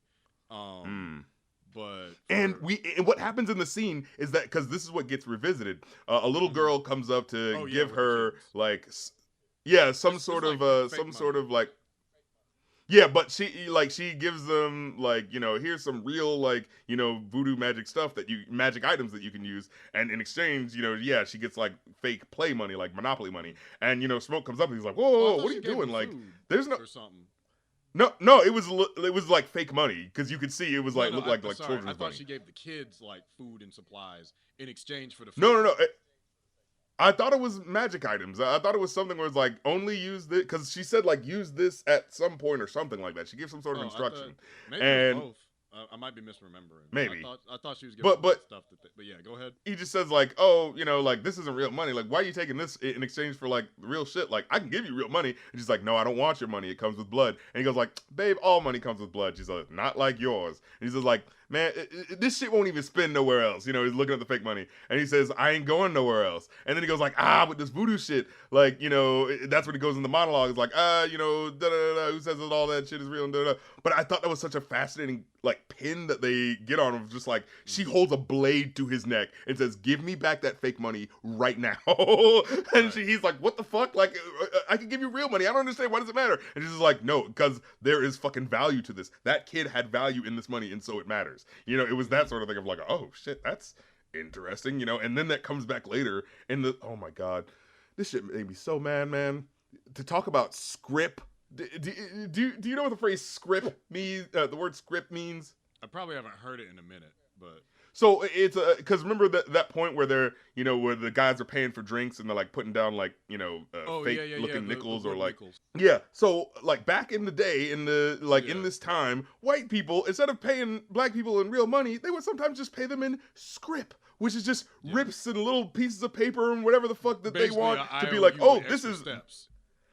Yeah, but basically to say like, oh, this is valuable, but if you come to my store that I own, then we'll exchange it for you. So we're barely paying you, and it's something we are paying you for. It's that fucking, you know that fucking turn of the century, 1900 shit that was 1900 shit that was happening, where motherfuckers would have factories and be like, yeah, here's this big factory, and don't eat anywhere else. Only eat the food here, and only go here, so that you're stuck here, and we never actually have any money leaving our place. So they were doing that shit to these black people, like they were doing it to white people. They were doing it even worse to black people, and it's like, oh my god, this is making me really want to have some conversations about some goddamn reparations right now, because this shit is pissing me the fuck off. Like, what the fuck? Like, not only did you not pay these motherfuckers, you were doing this shit to them. Like, oh shit. We gotta have some fucking reconstitution of some funds out in this bitch, because what in the fuck? No, I agree. You gotta have some restitution up in this motherfucker. And the thing is, it's like a 5 seconds moment too. It's like he's literally it's like oh that would be 50 cents, brother. It's like, oh, I only got 30, but I got these two right here. You can use this at right such and such place. And you can tell he gets frustrated. He's like, basically like, why ain't these niggas got no money? It's like, cause we niggas, and they don't give niggas no money. Yeah. And they kind of like, because originally, I think Stack is about to be like, nah, bro, you're not getting a drink without. But then, Smoke goes like, hey, would you like that cold, brother? Like, yeah, he kind of like goes in. Smoke was the one that and then later on he pulls Stack did. Right, and he pulls him off to the side. He's like, look, these niggas ain't making money like that. They getting ripped off left and right. This is all they have in terms of having like heaven and paradise, man. Mm-hmm. Let them have it. Is that sort? Let but them then have a good night at least. Well, it's just the more they go over the funds, the more they realize like, we're probably gonna go under in like 2 weeks if it goes this way, Stack had gotten cornbread after they had traveled on the route. Smoke. Yes. Then that happens next. Yeah. And oh my god, the way the scene plays out where he's like, he's just talking wild shit. He's just like, yo, bruh, like your wife gonna fuck the shit out you when you get this money. And it's not gonna be like that nice shit you used to. Like, excuse me, bro? That's my wife. Like, bro, like, with the amount of money we about to make, and the wife's like, hold on. Let's hear him out. Yeah, let's hear the amount first. Like, he was like, yo, he was ready to throw hands in honor of his woman. And she was like, wait a minute, bro, let's not go crazy. He's a good man. Like, let's not go crazy. And she's a good woman because she's like, hold on, bro. Wait a minute. Hold on, bro. He's talking all this shit, but are we about to get paid or not? Yeah, let him talk that shit. The baby, we out here picking. She pregnant out there picking cotton. How much money you about to give us?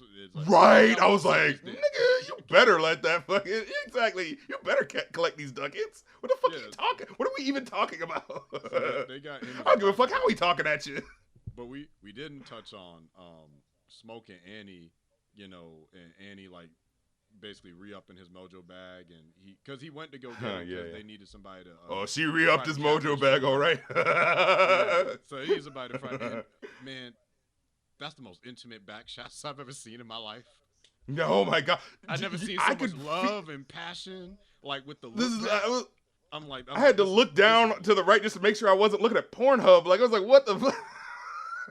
Oh no, because this is a lot more tender than Pornhub. Don't get me wrong, he was tearing it up, but he was tearing it up with love and tenderness. Right. No, we're still not. Look, when she threw her hand over his shoulder and whispered in his ear in Creole. Ooh, that was too much. Like I'm like, there wasn't even any I nudity, lost but so it was the long. most sexual. That's the thing too. There was no nudity, but it was so Nope. fucking raw sexual power. Yep. Yeah. Yep. But then we. Which, Oh, like, yeah. quick minor aside, I guess, in terms of like the discourse. One thing that I've seen a lot of people have a lot of positive reception to is the fact that she's a plus big woman, size, dark skinned Yeah. black woman being treated with Yeah. just as much like love and acceptance. sexual She's treated like a energy. human Yeah. being, but she's also treated as a sexual being, and not in a way that's objectifying, but in a way where like a woman has a capacity to be like dynamic. Almost like women enjoy sex or something. It's crazy to think that like a woman that loves her husband would like to have sex with him, and that like, you know, a plus size black woman also likes to have sex and can be married to fucking Michael B. Jordan. That's not a unusual thing, contrary to popular belief. Then we see Remick show Yeah. up. So again, it takes so fucking long. But like we're like an hour and 20 minutes into this fucking podcast. We haven't brought up the up to this point. We got But a lot yeah, of good so shit before Delroy then has you a remember it's like, oh, that's right, there's vampires in this movie. It's not just there's like a whole other movie we gotta watch. Yeah, so Delroy has a great speech in this montage when everyone's kind of setting up. And he's like, you know, he has this great point where he says the music that's in them churches and the music out there, like, you know, in blues, it all comes from the same spiritual energy. It's just flowing different ways. And like this legend just imparting knowledge to him. Opens too about Yeah. when they talk about the different essentially griots, but they have different words for it in different cultures, of those that are storytellers that can bridge the gap between the past, present, and the future. Which that's what we call foreshadowing, kids. So I'm glad that you opened up with that explicitly. No, it definitely, I enjoyed that and how it paid that off. Yeah. It loops in so tightly into the narrative, especially with us getting to the introduction of Remick. So, okay, this is the only. So I don't want a Sinners franchise. I don't want, you know, Sinners 2 Bloodlust.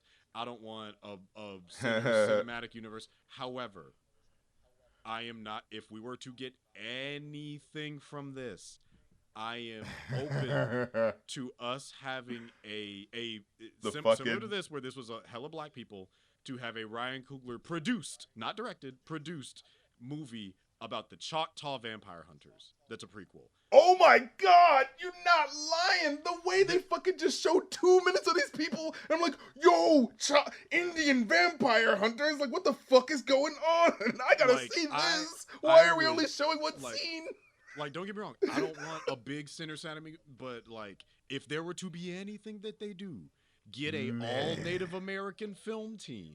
All native, a lot of Choctaw informed, because this is very black. So do a very native one where it's just, you know, where it's about Choctaw vampire hunters, and in a little bit of context to Remick, and where it ends is where it begins, where he enters. Where we get to, Delroy, he gives another part where he says, like, the music, that's the blues. That wasn't forced on us like that white religion they gave us. We got this from home. And, you know, Preacher Boy goes up, what, the Delta? Yeah, but Preacher Boy goes like, the Delta? He's like, Africa, Preacher Boy. And then, so then Remick is introduced, and he starts off the scene looking like he just jumped off of something. I always thought that was weird when I first saw that. Like, he looks like he jumped off of a truck or something, and so I thought he was unleashed onto the house or something like that. But no, I think that was just like a stylistic choice, like a sort of like, oh, here he comes into the movie, you know what I mean? My belief, and it's like, yeah, and I understand because the way it's shot, it looks like he's jumping down. I think he's landing. Yeah. My presumption is that he was flying and on fire. And because he can fly. I could see that. No, you're right. Yeah. So he was right. That totally makes trying sense. To not burst into flames, and immediately sprinted to the first bit of shade that he could reach, because he knew if them Choctaws come up with him and horseback and buggy, he ain't got nothing. It was a wash for his ass. It was a wrap. It's a wrap. It's a wrap around, a wrap around, a wrap. But it's like, they get that. And here's the thing. The Choctaw folks in this, the Choctaw cowboy vampire hunters, smartest motherfuckers in this movie. They're like, they're like, look, we gotta get going. Be with you. Have the day you voted for. Right. I'ma fuck with you. All right, y'all, let's pack it up and head home. We ain't got shit to do. with and this. so this is white people's problem. Yeah. And I really love Remick's character in terms of how the social commentary kind of flows around him as a character, right? like the white couple at first are aiming the gun at him, but then when he sees the Klan hoods, he switches to offering them money. Please, y'all can have it. Just don't let the Indians hurt me no more. Yeah. And then yeah. And so the white people don't listen to the Choctaw Indians when they're trying to tell them like, hey, there's a guy who kind of came through here. Now that said, I feel like the Choctaw could have been they could have done a better job about warning these people, like, hey, this guy's been killing people. You know what I mean? Like, Yeah, who just say, like, there's a dangerous man who came through here. You know what I mean? It's like to the white lady that's pointing a shotgun in my face. You know what? Right. You got it. It's like yeah. I'm not gonna, no, I like how I don't have to say it. It's like, he had that energy of like, if it's between me and you, yeah, he's not in my house anymore. Right. So I don't give a damn. Like, I tried to warn you, bitch. Look, but you want to be stupid and racist? Hey, right. that's on you. He said, no, you can see that energy. All right, these white people don't want to trust us. We'll fuck all the way off. Like, oh yeah, them niggas saw that it was sundown. They're like, we need to go back to our house because he. Right. They said they wanted. Look, they said it's about to be sundown, so we're protecting ourselves. So you do your thing. It's like, he's like, okay, have the day you deserve, and they went home.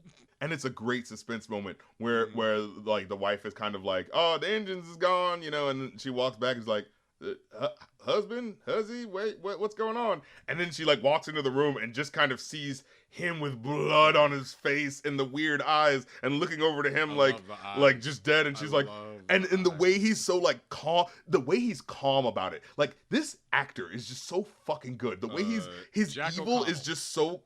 Yeah, that was his name. His evil is just so calm, and it's like it's that perfect villain. Because the villain who's just like raging and angry, it's like I'm not really scared of that guy. But this guy who's just like I don't know when the evil's coming out. I don't know when the madness is coming out. And he's just like no, shh, don't worry, he's just sleeping. And then when he like the body starts coming back to life, and he's like see, he's fine. It's like, holy shit, the way that scene was played out, that was the perfect suspense. And then we cut to, and now it's time to go to the club. And I knew it was edited that way, and I brought this way up specifically because at the end, the way that scene starts, you see buzzards flying over those white people's house. Yes, you do. And then when it cuts to the black club, yeah, the buzzards land there, and it's like, oh no. I'm like, well, we know that things aren't going to shake out too easy for them after that. Yeah. Their Duke Boys is in trouble, but yeah, it's like the you know what I really love though. Speaking of the music of this, the leitmotif, especially when you listen to the soundtrack, you can hear it a lot better because they're like it actually has a full song called "In Moonlight" that is one of my favorite songs off the full soundtrack. But it's the little guitar bit.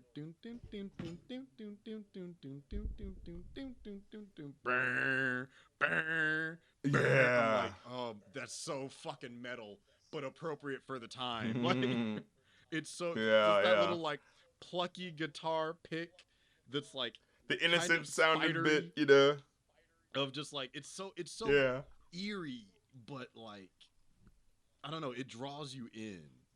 It's like I really love that as a leitmotif that they use for like the vampires throughout the movie, from like this point on. Yeah. Now, Haley's character reconnects with Preacher Boy over a drink. She sees him and is like, whoa, I haven't seen you in a minute. Let's talk, She's like, oh, you still playing guitar? Are you still making money? And he goes like, not yet. He says, well, I'd like to say do what you love, but we know that's horseshit advice. I was like, goddamn. And then Preacher Boy goes like, so what are you? And then she looks back at him and goes, a human being. And I was like, that was so fucking cutting. That little funny social commentary moment right there with like this black guy, like doesn't really know how to form the words good, and he's just like, so what are you? Trying to say like, what are you, half black, half white, 1/4? He's trying to ask that question, but doesn't know how to, so he just says it in a way that's really dehumanizing. So she goes like, I'm a human being. What's the question? Why are you asking that? You know what I mean? But she also obviously knows because they have a little bit of a laugh back. Yeah. I didn't mean to. It's like my granddaddy was half black, which is like right. I said 8, but it's like this is the moment where the song number that I loved the most. Well, it's stuck between this one and the Irish Jig. Like those really are the fucking 1-2 punch of this. They're parallels. They're distinct parallels that have to do explicitly with the characters. Oh, absolutely. That's what I love. The lyrics of the songs are all about the character. It's not just, here's just fun little lyrics, da-da-da. No, like when you're listening, it's like, oh no, they're telling you their stories in the songs. Like when he's saying like, I have a father who's a preacher and, I basically had to lie to him to come here. So like, I'm sorry, but the truth hurts. And the truth hurts. And the truth is that I love the blues, and it's such an honest moment while he's singing that it's like, wow, this is really, cool to see this character moment for him, you know what I mean? And then as this montage is happening, we see, the different styles of dress, the music, the different eras. It's so fucking cool. And then eventually at some point, like we see like the Chinese woman walking around, and then we see like, an Asian sort of like a Chinese dancer. And I thought that was so fucking cool of just showing like because Delroy says like, in this ritual, the music of the past and the music that's yet to come, they all meet together when we have fucking like parties like this, And I was like, it's your boy from Parliament fucking Deli just right, the way he comes in with the guitar, fucking have their feet Rubber on the baby, stage mama with the baby. guitars, and I'm like, like this, that sequence just gave me such. It's bold. It's bold. It's bold. It gave me chills. It was a spiritual moment. Like I'm gonna be honest. Yeah, it was like a wow. We're seeing this. It felt like modern cinema. It really felt like modern cinema. I've never had a moment like that in a movie. Like, don't get me wrong, I've had movies that have like given me chills and things like that. I've never felt a spiritual connection with the director, the cast, and the entire audience as we're experiencing this. Like I watched this. The first time I watched Sinners was a Monday night in a packed theater. That says a lot. A packed theater of black people, and everyone was just like, damn, on a Monday night, like after, like the weekend after it came out, full theater, damn near sold out. I think there were a couple seats still open, and you could hear a pin drop aside from what was going on screen because I felt it, because I could tell that there was a lot of thought and intention. And I know some people feel a little bit weird about like them going through the different generations of black music, especially when you get to like the West Coast music and the twerking. Oh, and the twerking. But no, I think bullshit. I think absolute bullshit. That's part of the yeah, exactly. We can't do this thing. Right, because I feel like the movie even sets up like, hey, there's sexuality and raw sexuality. That's a reality of what, the black Southern experience is. We're not going to shy away from that. So, like, when we have the moments of, like, the lady saying, yeah, sure, it seems a little silly now because it's like, twerking is... But, like, no, that's part of... So, it's not just out of nowhere. That has historical context within our community, just like rock and roll, just like funk, just like 80s and 90s hip hop, just like West Coast hip hop. It's all part of the family, baby. It's like we associate it with the Meg Thee Stallion type twerking, but it's always been there. But like, I'm not even gonna divorce like the Megan Thee Stallion from the whole thing. It's like, well, because where do you think they got it from? You think they just made it up? Like, no, it all came from all of the creativity. You know what I'm saying? The fun, yeah. It's like just as much it's connected to, like the blues, and this sequence is like just as much as we have to respect what comes after is just as much as what comes before, and that's what connects us. Is we have this shared culture. But that's the real, like, because the shit, so what were they trying to do? What were they trying to do back in the 1930s in this club? Or were they trying to like, like mull over the hardships of like, no, they were trying to forget their troubles. What the fuck are we trying to do now when people shaking ass in the club? We're trying to forget our troubles. It's all the same thing. That's what I'm trying to say. Yes. Like when people try to go like, oh, sexuality is now it's wrong because no, there are shitty people who exploit it, and exploit women's images and da da da da. But that is divorced from the reality of women being allowed to enjoy their sexuality. You know what I'm saying? Like, I think with just like the multi-dimensional aspects of how culture represents itself, that's why I think that it's like, I know music is a core theme and a representation of culture in the movie, but I think it's about culture, specifically black culture overall, and the differences between like acculturation, assimilation, and appreciation, and how those manifest. So it's just like the Chinese people that are in the juke joint have cultural appreciation. That's why their ancestors returned to them. But Remick being a victim of cultural what's the other one that people call all the time? Appropriation. So him being a victim of appropriation, he lost his. His was burned down. But he sees somebody that can do probably what he used to be able to do, and he wants that. He's like, I want, it's like, I want that. I want to be able to be connected to my, because there is Irish culture. which we see later Absolutely. on, and that's the Absolutely, parallel and that's what I when we love. get Oh to my Rocky God. Road to Dublin, where it's like he's trying to do it, but he's doing it by force, not by freedom, and that's the difference. So him being a victim of appropriation, he lost his. His was burned down, but he sees somebody that can do probably what he used to be able to do, and he wants that. He's like, I want, it's like, I want that. I want to be able to be connected to my, because there is Irish culture, which we see later on, and that's the parallel when we get to the Rocky Road to Dublin, where it's like he's trying to do it, but he's doing it by force, not by freedom, and that's the difference. But the way this movie leans into that, it doesn't just make Mhm. that a light narrative thing you could think about. No, it becomes very direct in what the character's motivation is and how he talks to the guy at the end. But, before that, we get to, at the end of the scene where it's just like all these people are having fun and all these people, we're all one big family of cousins in the world of music. Yep. And then you see, metaphorically, they burn the roof off the motherfucker. You know what I mean? I love and the that whole too, place, man. like, yeah. Especially because of Plantation. I love that. Recently, and we're all like, huh, Sammy must have been playing that music again. But I love how it's said, kind "Burn of the shit used. down." Yeah, but I love how it's used as a sort of like, oh, that it's not really burning down right now, but this is a more metaphorical thing, you know what I'm saying? Because we're allowing the emotion of the moment to sort of take hold, And then so that's when the vamps show up and you see all three of those Yes. white vampires kind of show up, like the thing that you see on the poster. I mean, in the trailer, you know what I mean, trailer. of them showing up to the Yeah, party. and that's also my theory as to why Remick could see it, because he used to be able to do it. Mm-hmm. So I think because when they at the opening they show, I think, 3 specific cultures. They show African and they show African, I believe Native American, and Irish. Like I think Scott Irish. So my thought is like, it's like it would make sense that Remick could see it but can't use it because he used to be able to do it. So the connection is severed, but in order to have like the skill to do that, which is why he tried to do it himself when he did Rocky Road to Dublin, but as a vampire, because his soul is like his body. Well, is they stuck they here. describe. Yeah. Yeah, it's like it how can't he's cross over. He can't cross Yeah. over, so he can't connect between the two. So And also, we can't see the sunlight, which really sucks.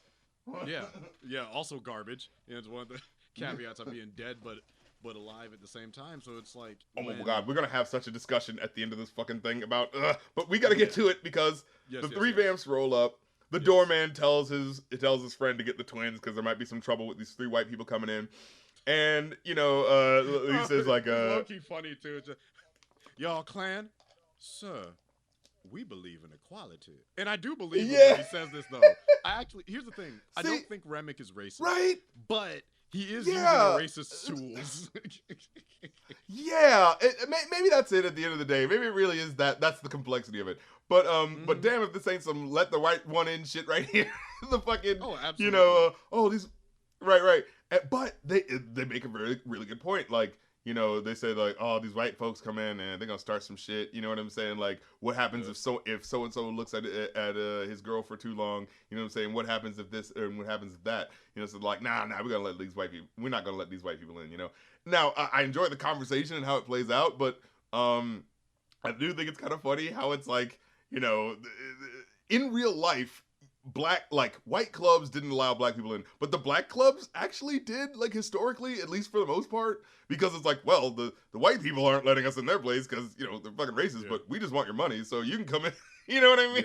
Yeah. I think, and that's kind of what they kind of allude to, where later on, where Mary goes up to Stack and is like, like, hey, let me use my white she's privilege telling him, and she's talk like, to hey, him, Daddy.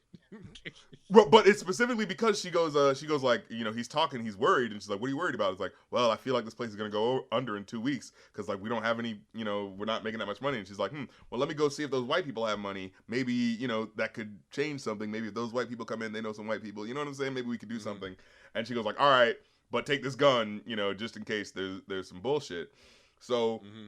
She goes out, and we finally get this moment, the most like sort of tense moment so far in the movie, where there's a lot to say about this too, and like what this represents of basically being, for all intents and purposes, a white passing black person, where you can operate between 2 kind of cultures as like a communicator, but at that same time you can also be consumed by that outside culture that's trying to get into ours. So you can become a vampire yourself and come back in and mess the shit up from the inside for everyone else that trusted you, which is what happens thematically, but also explicitly. It's like you try to use your privilege to help, and it only ends up causing more damage. It's like, okay, so these white vampires are supposed to be the representation of, white, white, evil sucking, the talent out of the black musicians for their own sake or whatever, aka the music industry, you know what I'm saying? But then we'd still have that white guy, like earlier, who sold them the place, where I'm kind of like, well, okay, so who's supposed to be the representation for I guess both of them. I guess they're more the metaphorical representation, and that fat white guy is the literal representation. Okay, sure. So they operate in kind of different realms for me, where it's like the fat white guy Klansman is just like the eternal enemy that is like white American nationalism, essentially. Yeah, just cartoonishly racist bullshit. Yeah, it's just like that's the standard anti-black American racism. So it's like it's very surface level. It's stupid and judgmental, and you get what you deserve, which is your own death. You don't get to heal from that. Remick is a interesting case because he is using the tools that were used, the weapons that were used against him and his culture that destroyed his culture, whether he knows it or not. Because I want to connect with my culture so bad I'm willing to destroy you and take your power. And here's the thing that also is interesting. He doesn't even know that it will work. Because here's my thing. It's like, if my theory is right, that what happened to Remick was he used to be like a spiritual guru, and he lost his connection when he got turned. The same thing would happen to Sammy the minute he's turned. So him getting Sammy wouldn't get him what he wants, but he's too emotionally blinded by his goal of connecting with his people. It is interesting because he wants Sammy's music. Essentially, that's what like brings him there. That's what he says. Yeah, he's like, I want your music because I can see what your music can do. It's connected all races and creeds across time and space, and I can see it. I see like the barriers of the power, that spiritual connection burning down. There's power in your music, in your God-given gift. I don't have that anymore. Now, and I want that connection back. Now, okay, let's just bring this up now, because this is when things kind of start going on. Okay, why does this double fight happen? Like, why is there no... Like, I thought maybe it would be, the vampires would maybe mix it up with the white people, and then, oh shit, how are we gonna fight off the white people with the vampires? Or the vampires would offer the black people refuge from the shitty white society that they're stuck in. Because with the way Remick keeps talking, he's clearly alluding to that point. Of course it's for his own gain to turn them, but like, he's still absolutely making a point about the hopelessness of black life in the 1930s that we've been seeing for like an hour. We've been hit over the head with it for an hour, and then here comes this guy saying, hey guys, here's an alternative, and we just have to go, no, sorry, you were too creepy, so no. You know what I mean? It's just I know what they do in the movie is... If you're a black man in the Mississippi Delta and a white guy starts coming in and eating all your boys up, I'd be a little suspicious too. Talking about, they want your baby cousin. This is what I mean. But this is what I mean. This is the problem with these action movies, where it's like, it's the same thing with Black Panther. Well, the villain does have a point, but whoopsie, act reckless about going into it. So no peace talks possible. We got to fight right now, because those vampires just said they're gonna shoot a baby in the face. So we can't talk about this at all. We can't talk about how like black people are literally hopeless and helpless, and vampires literally can kill and get rid of the problem that you have if you talk to us. But no, we can't do that because there has to be conflict, and then so we kill off the vampires. And then also we have to fight off the like. Doesn't it feel like a little bit like, wasn't there a way we could have at least tried to make this work as one scene instead of like, oh, you're right, I guess we do have to deal with the Klansmen tomorrow anyway. It just feels like, what? Why is, you know what I mean? It felt like there needed to be another draft to try to make this work together. I mean, it works for me. I see that there's two things going on. One, they're doing this by force. We're not getting an option really. Like, they're polite. But that doesn't mean that we're getting much of an option of whether see, that's the problem. When they're being polite, Like, the problem is, when they're being polite, it's right after someone's chewing someone's face off right there. So it's kind of like, don't worry about that. Anyways, let me turn. It's like, okay, well, that's obviously supposed to look bad. But the reason why I have a problem with this, and it kind of involves literally the last minute of the movie and the vampire. You know what I mean? The vampire. So I don't know if I should talk about it now or should we wait till? Let's wait till then, because I feel like that really puts a point on what I'm trying to say. So, we go back to the white guy before everything goes down. They're just asking to come in. They offer them money. They offer them this, and they're like, oh, let's sing our song for you. Pick, pour, rob, and clean. That shit actually kind of went. Even the doorman's like, yo, these white folks, all right. It's like, they're not too bad, but it's also like, I can't trust white people at night that just come to my doorstep talking about, hey, right, just 3 white people just randomly came up out of, but they walked all the way here. My ass. We wanted to dance. Yeah, too. my ass. Like, they walked all the way up here. Like, nigga, so it's 1 a.m. What the fuck are you doing here? That's right. Weird. You got all these white juke joints, and you came out here to the middle of buttfuck nowhere to a juke joint at a sawmill. Well, he tells them. You're weird. Yeah. That's a weird thing to do. Well, he tells him, he says, like, hey, how about you go down to all the other white joints that'll be in town? Like, why are you coming up here? What do you want here? And he's like, oh, we're walking, traveling people, and we heard tale of a party, and we just kind of want to enjoy it with y'all. And the thing about it is, Remick has the perfect villain look. He has the perfect villain white guy look. The manic, sweaty white guy look. Like, do you remember in Us, when Tim Heidecker was like doing that scene where he's like in the robe and kind of looking at the characters where he's like, he's been turned over, you know what I mean? Like, there is something about that look of like the white guy who's like really happy and coming at you, like there is something about that. And slick, like the clothes are baggy, but the skin but he's not mad, he's not angry, he's really happy, like gluttonously happy, like almost ravenously happy, you know what I mean? Yeah, especially like the jeering, smiling face of Southern racism, because he sees. Well, and that's the thing is that like he's an Irishman that got besieged by the British, so he's not even a Southern racist. He's just using he's using his whiteness to his advantage. So he's like, and now let's talk about. Go on. Now I'm not a racist. I believe in equality, but I am going to use the fuck out this white privilege. You best believe that. Ooh. But now let's talk about accents. I thought that was really interesting. Because, like, the way... So, it's initially, I feel like, alluded to in the Chinese couple. Was like, oh, here's this Chinese couple. They have a very Southern accent. It's like, that's interesting. It's like, did they naturally acquire that? Or was that something they did in order to get, to get by? You know what I mean? Sound like everyone else. You don't want to sound different. I was kind of wondering about that throughout the movie. Then we get Remick's character, who starts off just sounding like a Southern bumpkin from North Carolina, straight up. And then, as the movie goes on, when he starts singing the Irish songs, like, oh, you hear this Irish accent come out.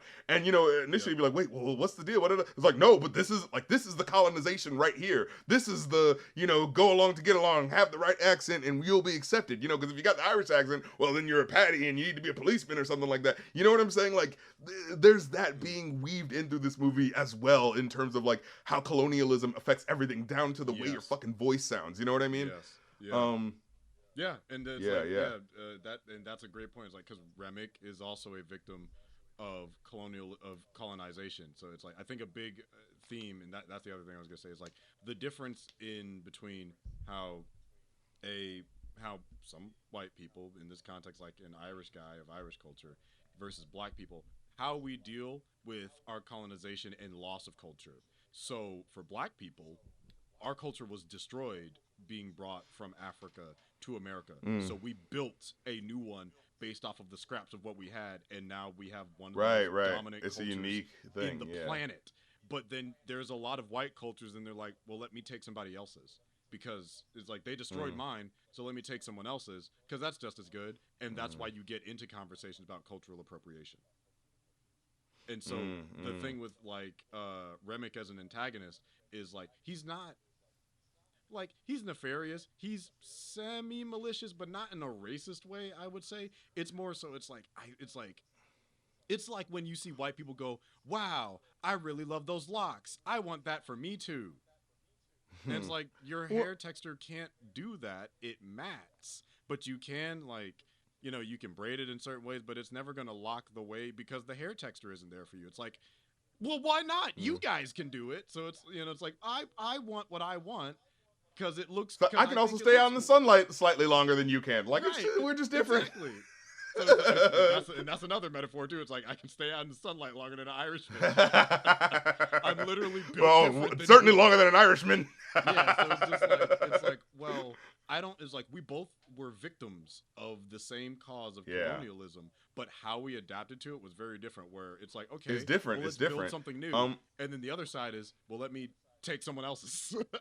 I think there's part of it. Wait, but I think part of it is let's take someone else's. But I do think there's part of it that's like, let's try to reconnect with try to pick up the pieces. But because they have a literal country right there that they're still living in, they can still kind of directly go to like, oh, I can just go to this person to see where that culture came from. You know what I'm saying? Yeah. But then, for black people, because you got to dig through a lot of records because most of the history of tribes and whatnot were connected to. Like, here's the thing. Right. If I go to Africa, I could find the people that my ancestral roots are related to. I still would not look like them because I'm lighter skinned because I have white genetics. Right. So it's like all of the people I'm related to, they'd easily tell that it's like, oh, your culture's different. Like they might accept me, and that's great, and I think that'd be beautiful. But their culture and the culture I have as a Black American are going to be like, it's like Igbo, it's going to be an Igbo culture. Even the practice of like Vodun versus American hoodoo, they're related for sure. They have the same roots, but they're very different. They developed differently. How they developed. Versus, all these things Christianity and Catholicism. Now the poor white vampire is experienced a little reverse racism there, and I ain't that a bitch. And he was like, oh, why don't you go to the next, join the town over? And he goes like, oh, is this because we're, and rubs his hand, that southern thing. Okay. Is this because we're That's so fucking funny to me, because that's a black thing. I'm like, who told him? I always consider that a southern thing. I'm like I consider that a black, because I've been at work. Because I'm from the South, I just cross black and southern at the. True. There's a large overlap in that Venn diagram. But it was like, who came up with y'all? I don't know. Because we're rubs hand. I'm like, who taught him that? Yeah. See, he's already been stealing. He's been stealing from niggas for a while. The director, Ryan Coogler probably said, all right, this is what you're going to do, bro. Jack O'Connell didn't know that. Ryan Coogler told him to do that. But then he says, he's like, well, can't we all for one night just be family? And then, it's like, oh, if you don't know anything about the fact that they're fucking blood-sucking vampires, that's actually kind of sweet to hear. Can't we all just for one night be family? Unfortunately, that Rainbow Coalition idea might have worked a little bit, where it's like, but then we get the other part later, like, being kind to one another. Oh my God, yeah. But Stack motions to his gun, and the guy says, "Oh, okay, you don't need to do that, sir. We'll be on our way." But we'll walk real slow, just in case you change your mind. I was like, that ain't the most southern shit I ever heard. That was what did that remind me of? We'll walk real slow, just in case. Remember in Scary Movie 2 when he's like, and I'm gonna walk away. Walk away. Walk away. When who is it? David Black with Chris Elliott, I think. Yeah, David Cross, yeah. And that's what it reminded me of. It was like, well, we're gonna walk away in case you change your mind. Walk away, and they just like kept looking back. Yeah, and then I'm like, so the brothers have a. Yeah, but the brothers have a pretty valid talk about like, hey, that could have been, that porky white motherfucker's people's trying to come in and start some shit, or like, what if someone looks at his girl too long, then we have everything we need to start some trouble, And I was like, damn, those are just pretty good points, actually. It's like, yeah, I understand why you'd be like, I don't want to fuck with this. But then, Mary decides to go out because she's like, well, y'all need some money. Let me see if I can get some bread from them. And, she goes over to him, and she's like, I speak Caucasian. What is it? Daddy. The white vampires get 3 songs. I was like, damn, they what? Wait a minute. Because they do the pick, pour, rob, and clean. And then when Mary goes out to them, they sing the really sad song, the like, I've left my dog in Ireland, or something like that. You know what I mean? And then they get the fucking Rocky Road to Dublin. Go? Yeah. I was like, damn, they got 3 bangers. Like, what the fuck? Yeah, like you can't say this movie's racist. They let the white guys get a couple songs, all right? They let the white guys get a couple songs. And again, I love how they Yeah, it really does feel like a mix of that Appalachian hillbilly sound and that Irish folk song feel. Like I could hear Ludwig doing some sort of like doing his fucking, magic that he does so well of like blending those sounds to be like, this could kind of sound like an Irish jig, or it could kind of sound like an Appalachian, because you hear the picking of the guitar, but it's kind of like formed this way versus that way. You know what I mean? So I thought that was interesting. The first song just sounds like a straight, hillbilly anthem. The second one kind of has that sort of, well, this could be a slow Irish song, or it could be a slow Appalachian song. And then the third song just sounds like an Irish song. So I thought that was fascinating how they had a literal musical transition to, into his real music, his real people's music. You know what I mean? That said, do their faces get a little weirdly CGI plasticky during that number? Did you notice that? Like at night, it cuts to the one guy who's singing. I didn't really get that.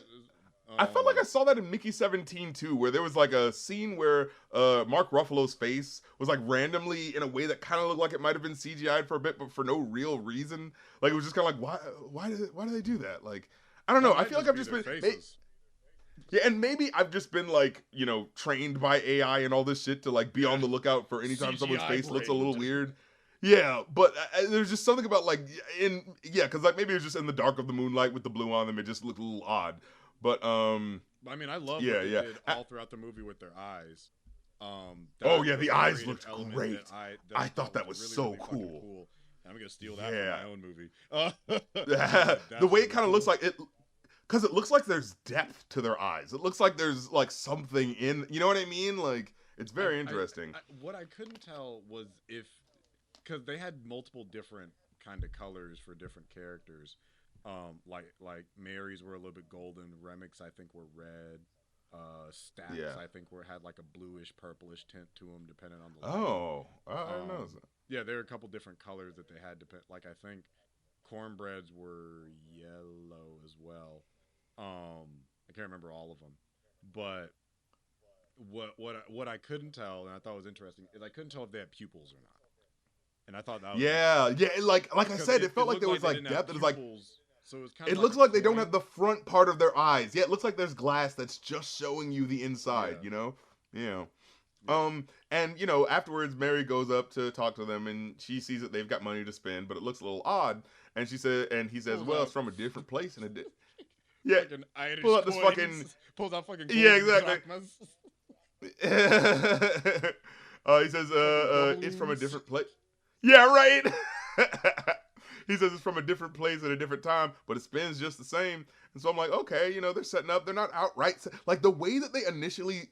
She comes over to him, and the way they start talking, they don't outright sound malicious at first. Except for the woman who randomly repeats the main guy's last 3 words for some reason. Because he goes like, you came here because you got a deep pain. You came for fellowship and love. And she goes, fellowship and love. And she like does that a couple times. It's like, all right, like, can you not do that? You're a hive mind. You're overselling the bit a little, Sally. Like, dial it back a touch. Yeah. You know what I mean? Can you imagine if Remick had turned around and was like, will you shut the fuck up?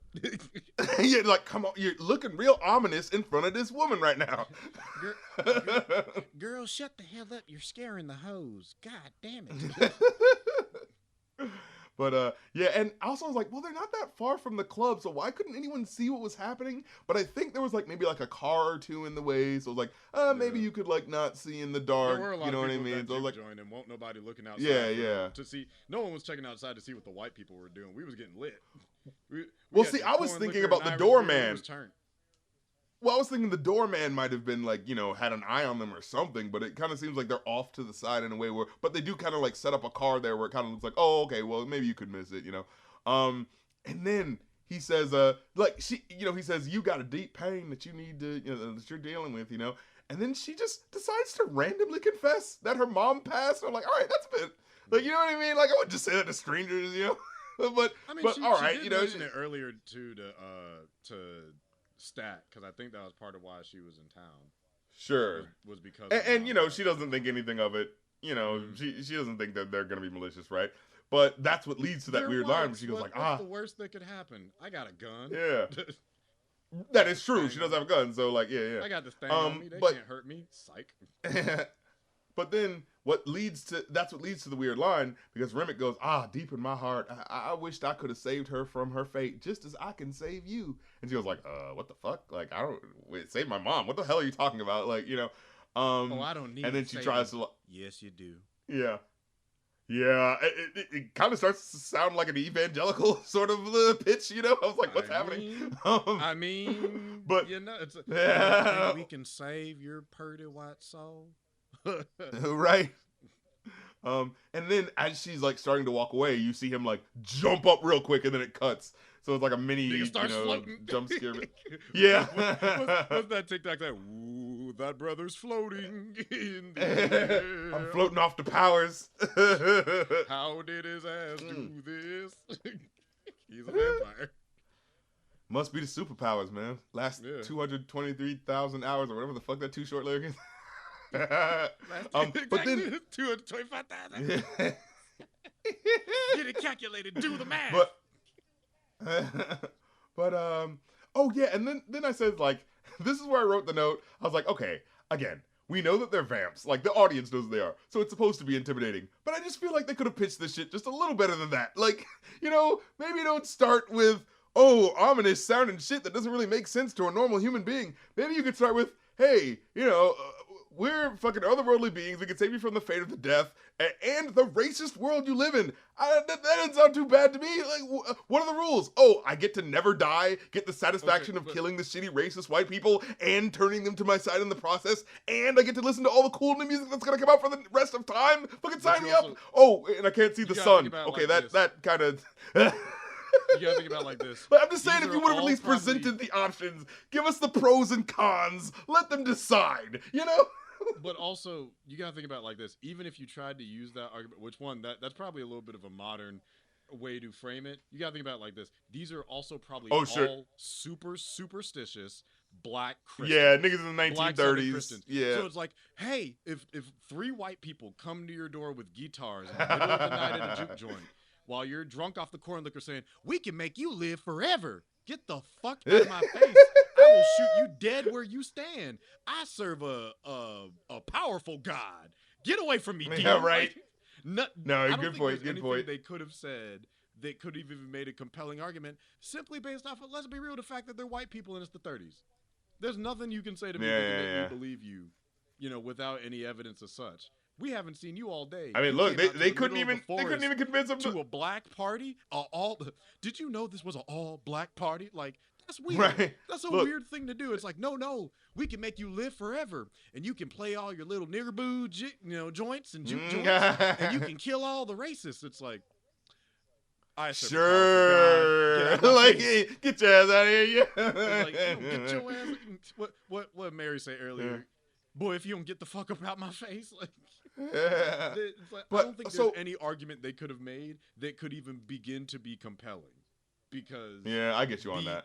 The fingers, like, to this day, that like black Christianity has culture-wise is so ingrained, and this is the period where it really starts, where there's a lot of fear-based elements to it. Not all. Yeah. I'm not saying all. I don't want to overgeneralize and not want to offend nobody. Right, but unless they might send God after broad strokes. Prayers, but it's like broad strokes get the wall painted faster, Yeah, it's like black but no, like it wasn't. I think go hand in hand. Yeah, it was a serious issue. Yeah, it was a serious concern, and the thing to keep people down is to make them fear something, Mm-hmm. But yeah, so Mary comes back, walks through the club. We kind of see the walker is among us, that sort of moment. She starts kissing on Stack. Convince Cornbread after she's bit. It's like, Cornbread, if you don't move your big ass to the side, it's like, I know. I was like, damn, they really got her with that one. She started shimmying them shoulders, loosening them shits up. I'm like, all right, Mary, you about to get into it. Then she starts kissing on Stack, and like, Stack's like, what the fuck? What's going on here? Wait. Like, now here's the thing. This is what felt so real to me. Like, he notices that she's acting different, but let's be real. He's just pleased as punch. She gonna let him hit it.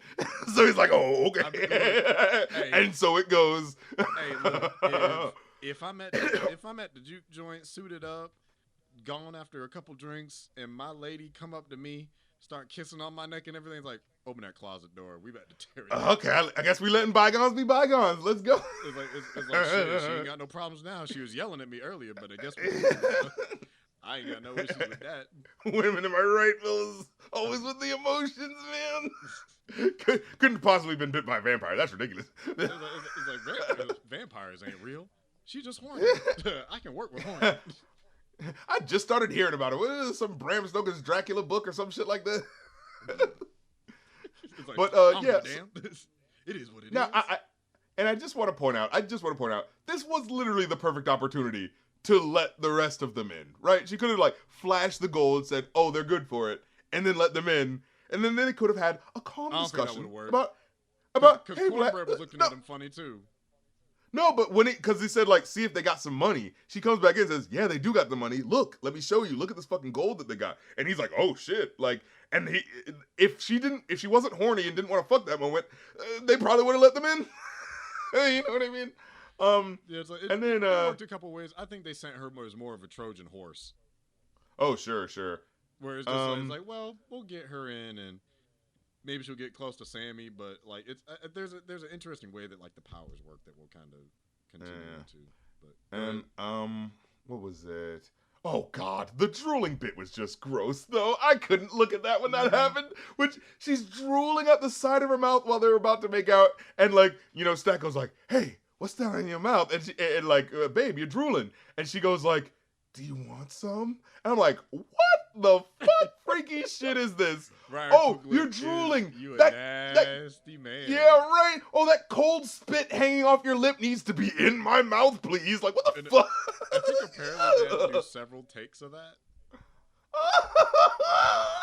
Which is very funny to me because I know that like Offset they are very nice and friendly to one another. I'm like, it's a fucking Nickelodeon gag moment right there. Can you imagine Ryan Coogler was like, oh, we left the lid on top of the camera. We got to do the spit scene again. Like, damn it, Ryan. It's like, it was blurry. We got to do the spit sequence again. Go on here, get it out, bro. We got to do the spit sequence again. now, then. Okay, so then we. What I'll say about it though? Oh yeah. No, I'm not gonna say that I loved it, but I'm not gonna say that I hated it. And I'll leave it at that. It's like, it made me have to reconsider some things. That's all. Did it awaken something in you? This is like when everyone watched Zootopia and saw Bunny Hops and was like, oh shit. Judy Wait, Hopps is that what furry shit is? Oh shit. It's like I have to reflect on some things. Judy Hopps, excuse me. I don't want to disrespect her. I have to reflect on some things internally. I'll get back to you about my opinion. Son of a bitch. But yeah, but so we get the point where like eventually like what happened? A fight breaks out and like Smoke is like, hey, go get Stack. We got to figure some shit out. And like he says that to Preacher Boy. Preacher Boy goes in to like try to get Stack. Opens up the door. And he's like, hey, oh, and he sees what looks like two people like boning. And he's like, oh, closes the door. He's like, oh shit. It's like, hey, you gonna have to go get him. I'm not gonna fucking interrupt that shit. He's your brother. But then he goes over there, opens the door, like, and sees what he doing. Go get his ass. Yeah. I'm like, this has clearly happened before. That I'm like, bro, no. You look. If I don't know what weird twin shit is where you guys are cool with this seeing each other's dicks, but I don't want to see it. All right. We twins of each other. His shit just like my shit. Ain't nothing I ain't seen before in the mirror. The exact same length. That's right. Right. Down to the millimeter. We didn't have that back then, but it's down to the millimeter. But yeah, so and then like so what happens is like, oh, this is where like the tone really shifts, right? I'm like, oh shit. She's sucking on his body for real, and then like the brother pulls out the gun, shoots her, and then everyone's like, whoa, what the fuck just happened? What was that? And like so everyone's like freaking out, what was going on? Everyone's running to the room to see what's going on, and Delroy Lindo has to be like, hey guys, pod is over, like everybody go home. And it's like, oh fuck, like no, we don't want to go. Like what was going on? So then we get the sort of action, the MCU-ification of the movie at this point, right? Of you know, we get this moment where we're like, all right, so he, you know, he shot the shit out of him after she killed his brother. Oh my god, what are we gonna do? And then she fucking like, you know, she runs out. I think that's what happens. Yeah, she leaps up and runs out, and he keeps shooting. He unloads like 4 or 5 shots in her, and she just keeps running and healing. Yeah. Oh no, she has her line where she's like, "You're all gonna fucking die tonight." Yeah, we're gonna kill all you motherfuckers. And again, that doesn't look like a, hey guys, you know, let's have a conversation. No, it's like, we're gonna do what we want with you. That doesn't look like, right? This is what I mean in terms of like, what is, because everyone knows what everyone else knows in terms of these vampires. So the idea is that they're all kind of doing each other's bidding in order to get things done. And I understand it looks cool and creepy to say, "Ooh, we're gonna kill all of you," but it's like, but weren't you just saying we're actually trying to work with you? And like, you know, it's just like, so are you? We're done asking. We're telling you. Maybe, but again, later on, they do it again. Like, they keep doing this of like, they don't do we tried to be nice, but now we're fucking it up. They keep going, come on, guys, you guys are hopeless, and da-da-da-da-da, and like, look what you're dealing with. Let us help you, da-da-da. So it just feels like they keep trying to go back and forth, and it's like, okay, am I supposed to believe that? Because I'm not supposed to believe it, right? Because it seems like the way that strategy works.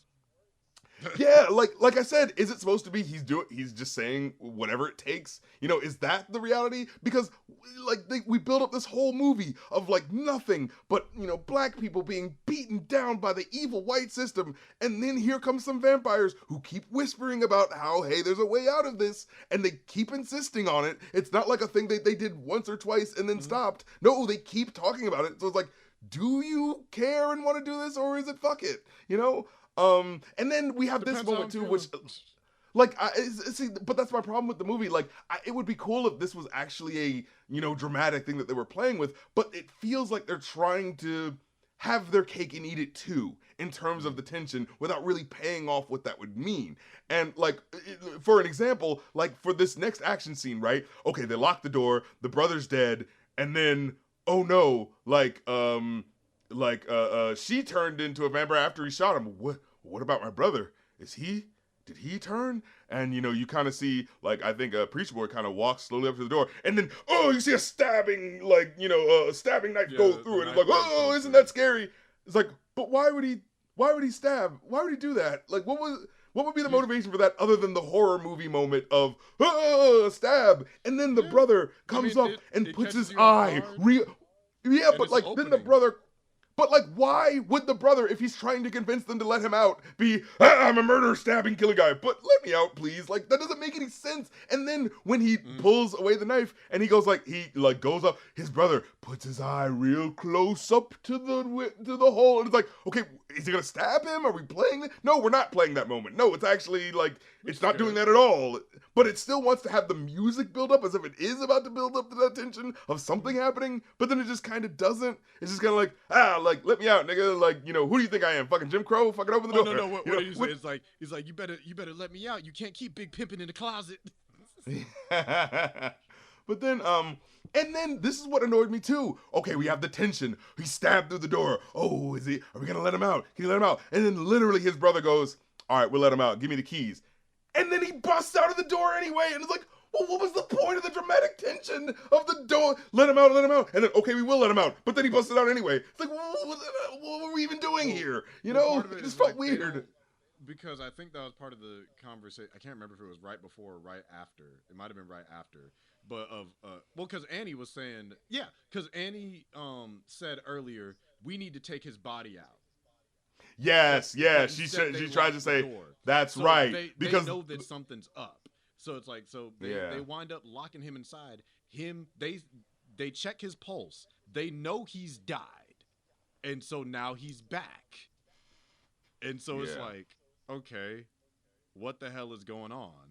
You know, with everything. So it's like they can't trust anything. Everybody's anxious. How is he dead and back? Why did Mary run out of here and take 6 shots to the back of the head? So it's like, I think there's a lot of mass confusion. Everyone's just like, I get that. Like, I think basically from this point on, the tension is because there's never it's suffocation is what it is. So a lot of the decisions are made under pressure, under anxiety, under stress, so they don't have too many down moments to think. Meanwhile, Remick is after they kick everybody out, is slowly outside garnering an army, expanding his influence. Oh my God, when everyone leaves, he just turns everyone, like that slow realization of, oh, everyone's been turned. Oh, fuck. Like, what the fuck are we gonna do? Like, that was the building tension that I really liked in the movie, right? Of like oh, there's only like fucking 5 of us, and everyone out there has been turned. What the fuck are we gonna do? But then, also, like I said, I just didn't like the sort of like, I get the other characters that aren't vampires trying to figure out what to do, but for the brother to be like, oh, let me out, will you let me out? And then, oh, he could just break out anyway, and it's like, well, what were they trying to build there by doing the trust me, and now I do trust you, and then I just broke out anyway. Like, I don't think know. They were going to let him out. I don't think they were getting the keys, and he got fed up. No, because he said, give me the keys. He said, give me the keys. Like, that was a point. I thought Stack said, give me the keys, not Smoke. Because Smoke is the one that's alive. Now I can't tell. As soon as you get to the twin brothers, like, oh, damn it, now I don't know who said what. He busts through the door, and then Voodoo Lady sets up the stakes, right? With Hans, the soul is replaced by a new person. With vampires, the soul is stuck in the body on some get out shit, right? She thinks he's a haint. Yeah. And but that's what they kind of like the garlic. The garlic. Yeah. That's what it is. So that's part of the conversation they had before. She thinks he's a haint, which is why he's back. Then she splashes him with the garlic and confirms that he's a vampire. And he runs out so he could, because he's scared. Yeah. Mm-hmm. And he's pain. It's not fear. And it's just, they can't even feel the warmth of sunlight. And I was like, damn, that would be a pretty big drawback. I do like the sun. We're melanated. We're supposed to see the sun. But then the Asian woman's husband comes up, and this is the most sort of like, well, not the most, but definitely a point of just like, oh, damn. Because he goes like, he's ignoring the person feasting on the other guy in the ground at that moment. Because they drag someone out. Because they're like, they see blood on the ground from one person. Yeah, and they're like, oh, this person might turn. Let's throw them out. And then you go back and be like, wait a minute. Like, did a vampire actually attack him? How do we know what happened? Like, well, what is this blood on the floor? And someone looks at him like, oh shit, that's beer. Oh shit, that guy wasn't dead. Oh shit. And then you hear a knocking on the door like, hey buddy, let me back in. And then everyone's looking at each other like, should we do that shit? And it's like, hey, there's some freaking shit going on here. Hey, somebody let me in. Like, that was I feel like one of the biggest horror movie beats of oh shit, we should let him back in because we did just kick him out. But we're not gonna fucking chance that shit. I feel bad. I'm like, sorry, homeboy. And then they get it right at the chalk that one up to the game. Red starts snacking on his ass. Yeah, I think it's right when they open the door, they get him. Doesn't something like that happen? Because Cornbread notices that he's alive from the group and everything, and it's just like, ooh, a tasty treat for me. Yeah. Then it's they're kind of having a moment where all right, the door's open, and they're kind of standing there. And Remick just kind of comes up out of nowhere. I feel like he's just like, oh, by the way, I'm here again. It's like, look, this world already left you for dead. Won't let you build. Won't let you fellowship. Join us, and we'll let you again. I'm not saying. Look. This is my point. I'm not saying you should. Yeah, it's not the worst argument. And I can say maybe we can bargain. Hey, maybe don't turn us, but maybe turn the evil white people that are coming to fuck our shit up tomorrow. You know what I'm saying? Can we talk? Can we build? Magic, though. At the end of the day. See, that's the thing. That's what. So now we see the character motivation. So, Merrick doesn't give a shit about any of this stuff. He just wants Sammy. He just wants Sammy's music. We've come to the core of it, and he's willing to say whatever he needs to say using, that oppression you guys have been dealing with for the last hour of the movie. Hey, doesn't it sound real nice? This guy's gonna help you out with that, But again, it's other than the agonizing pain of death, from his perspective, he's not really seeing, it doesn't, you know what I mean? It's once you join my group, we're all hanging out together. Hey, look, I'm gonna sing an Irish song to show you just how much of a good time we're having. From their perspective, it's not he's ooh, once I turn you, you're going to be a slave to my desires. And no, his point is that we're gonna be allowed to do what we want, And so it's that's the worst proposition. You know what I mean? Mm-hmm. And again, maybe if there wasn't someone ravenously eating someone like 5 feet away from you while you were making that point, maybe you'd have a point worth listening to. They do that all the time. Yeah, but you then ain't never been hungry. Yeah, but you're then not you when you're hungry. right.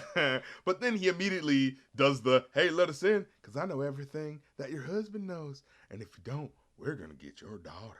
And so it's like that really creeping thing going on there. And But again, when it's like he spoke to her in Chinese, talking about Yo, the way that she likes to be licked. I'm like, Rex, you evil, I was magnificent like, bastard. Look, when that moment happens, you are officially the villain. I don't give a fuck what you're pointing with. When that moment, you're trying to talk to her. I want to make sure you specifically hear this, darling. I'm going to make sure I say this in Chinese, so specifically you hear this. Like, yo. That was the moment like, nah, bro, you gotta go. You gotta go. You threatening my daughter and you talking that shit? Nah, you the villain. Like, that is the moment when, like, any of this fucking, point about, how we can fellowship and that's when that shit goes out the window. Because why are you doing it with such glee? Why are you doing that with such glee? I just feel like if you actually cared, you would not be coming at us that way. You know what I mean?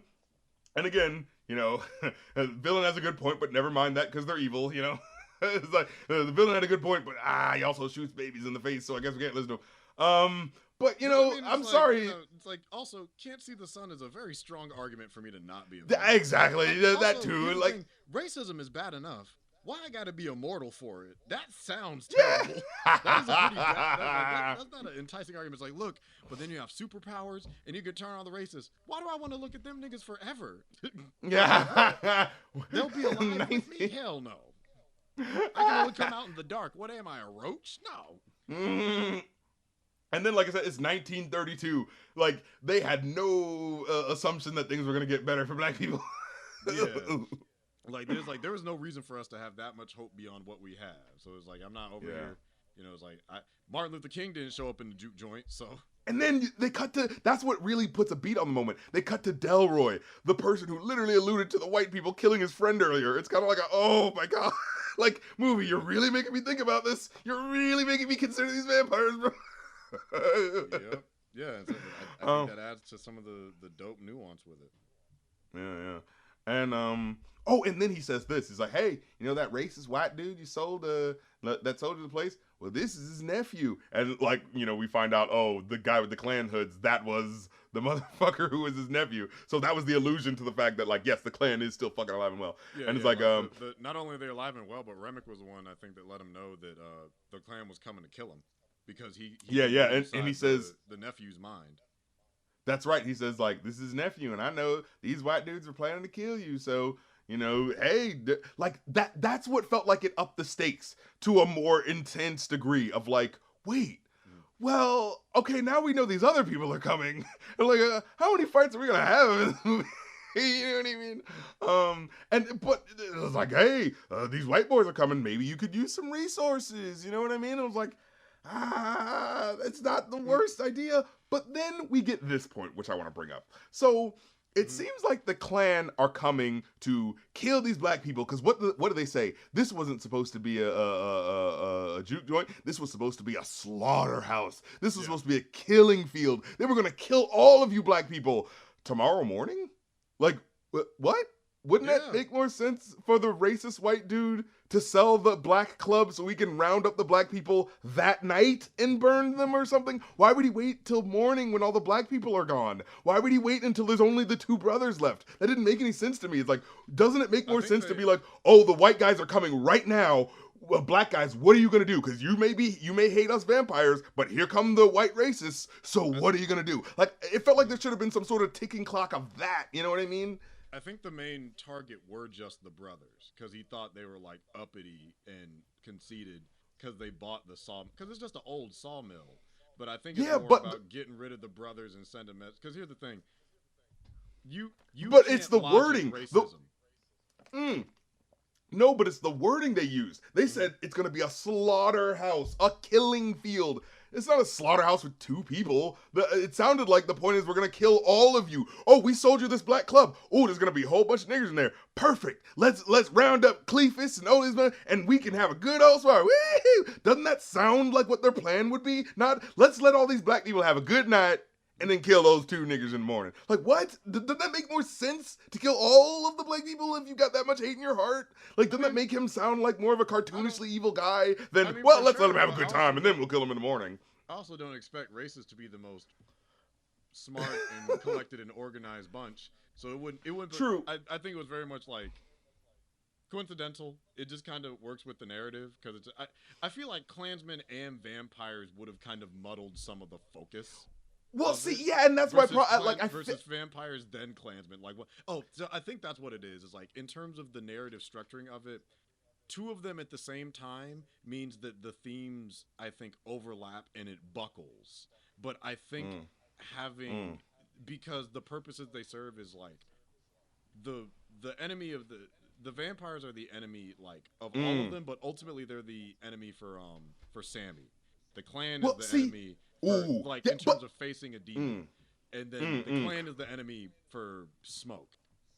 But see, this is what I mean in terms of like the sequel to the Black Panther movie and how they set up, here's an antagonist, but he's not really villainous and he has his own motivations. This movie felt like it was trying to do that too, but then it just kind of fell into, we need to kill the clans. Okay, so we're just gonna kill the vampires and then kill the clans. You know what I mean? It just felt like they didn't grapple with it. Sequence of a bunch of clans being getting lit the fuck up. That will look, no doubt. Like, look, heal me. I enjoyed the Black Rambo moment just as much as everyone else did in that theater. All right, but but it just felt like there was like it took all this power and might for these black people to take on this group of people. And then the next day, one guy's just able to mow down a whole bunch of people. It just felt a little kind of like lopsided. You know what I mean? In terms of like the action. I didn't have an issue with it because I think it's meant to close out Smoke's story. He's lost his brother. He's lost his baby. He's lost his wife. It is a suicide mission. So it's like, ultimately it's a suicide mission. Because here's the thing. Like I said earlier, those brothers were going to die regardless. Now, how we got to them dying is part of the core part of the story. So by the end, he has nothing else to lose. He says, fuck it. I know they're coming. I don't know when. They haven't come yet so far. So I'm stressed. I'm tired. I'm going out on my terms. And that's also like him throwing the mojo bag, which basically kept him alive. So it's like, I think it's more of a character moment. It may logically be like, hey, why didn't the racists show up at the same time as the vampires?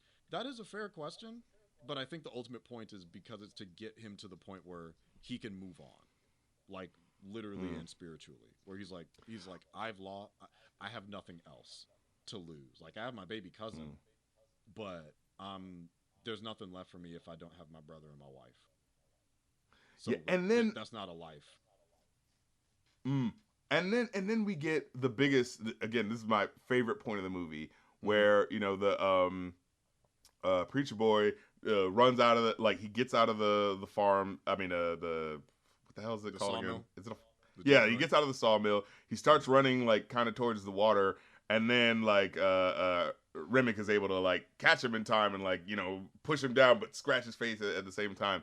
And like, it's this intense moment where they're in the water and he's like thinking that like, I don't know, maybe the water will help or something. And his guitar is like, you know, that's all he's really got on hand. And like Remick is holding him and we missed one. Oh, what?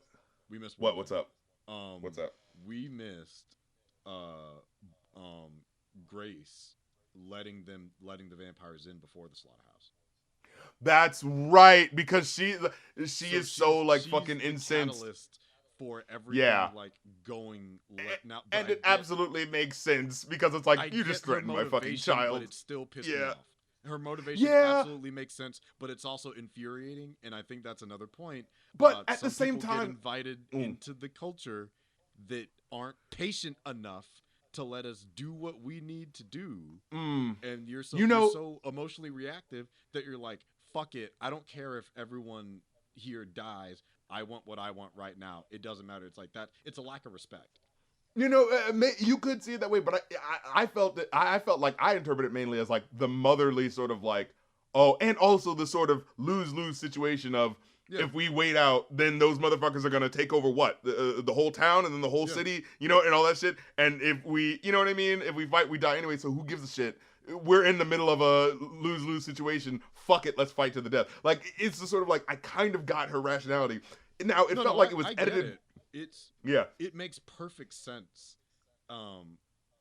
It's like what it represents and what it is. I think are a little bit different, but it's a selfish choice, but it's a selfish choice that you'd be hard pressed not to make in that context. Right, Everyone's already anxious. Everyone's already scared.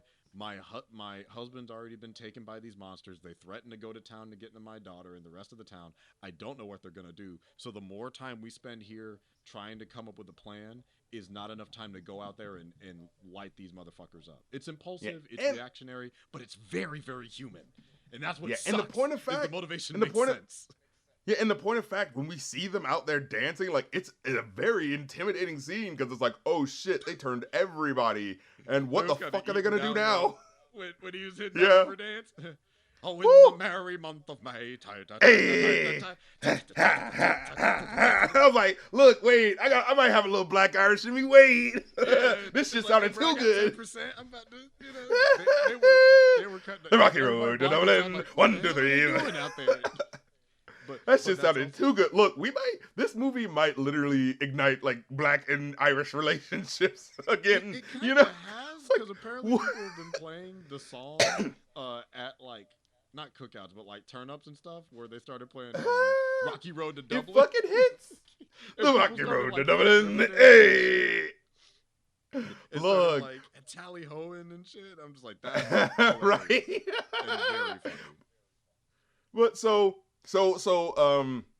yeah, this incredible moments, incredibly shot scenes. But then we have this moment in particular where, you know, again, the Preacher Boy is like in the water. Remick has him dead to rights. And Preacher Boy is like doing the only thing he thinks he can do. He starts reciting the Our Father. He's like, Our Father, who art in heaven, hallowed be thy name. And, you know, he's thinking, oh, well, a vampire, that might work. We're in the water. I don't know, something. And then the Irish, like, vampire starts saying it along with him. He's like, oh, yes, you know, thy will be done on earth as it even is. And all the vampires start singing like, ah, yes, and da. And it's such like a, yeah, that's not gonna work. Of like, oh, fuck.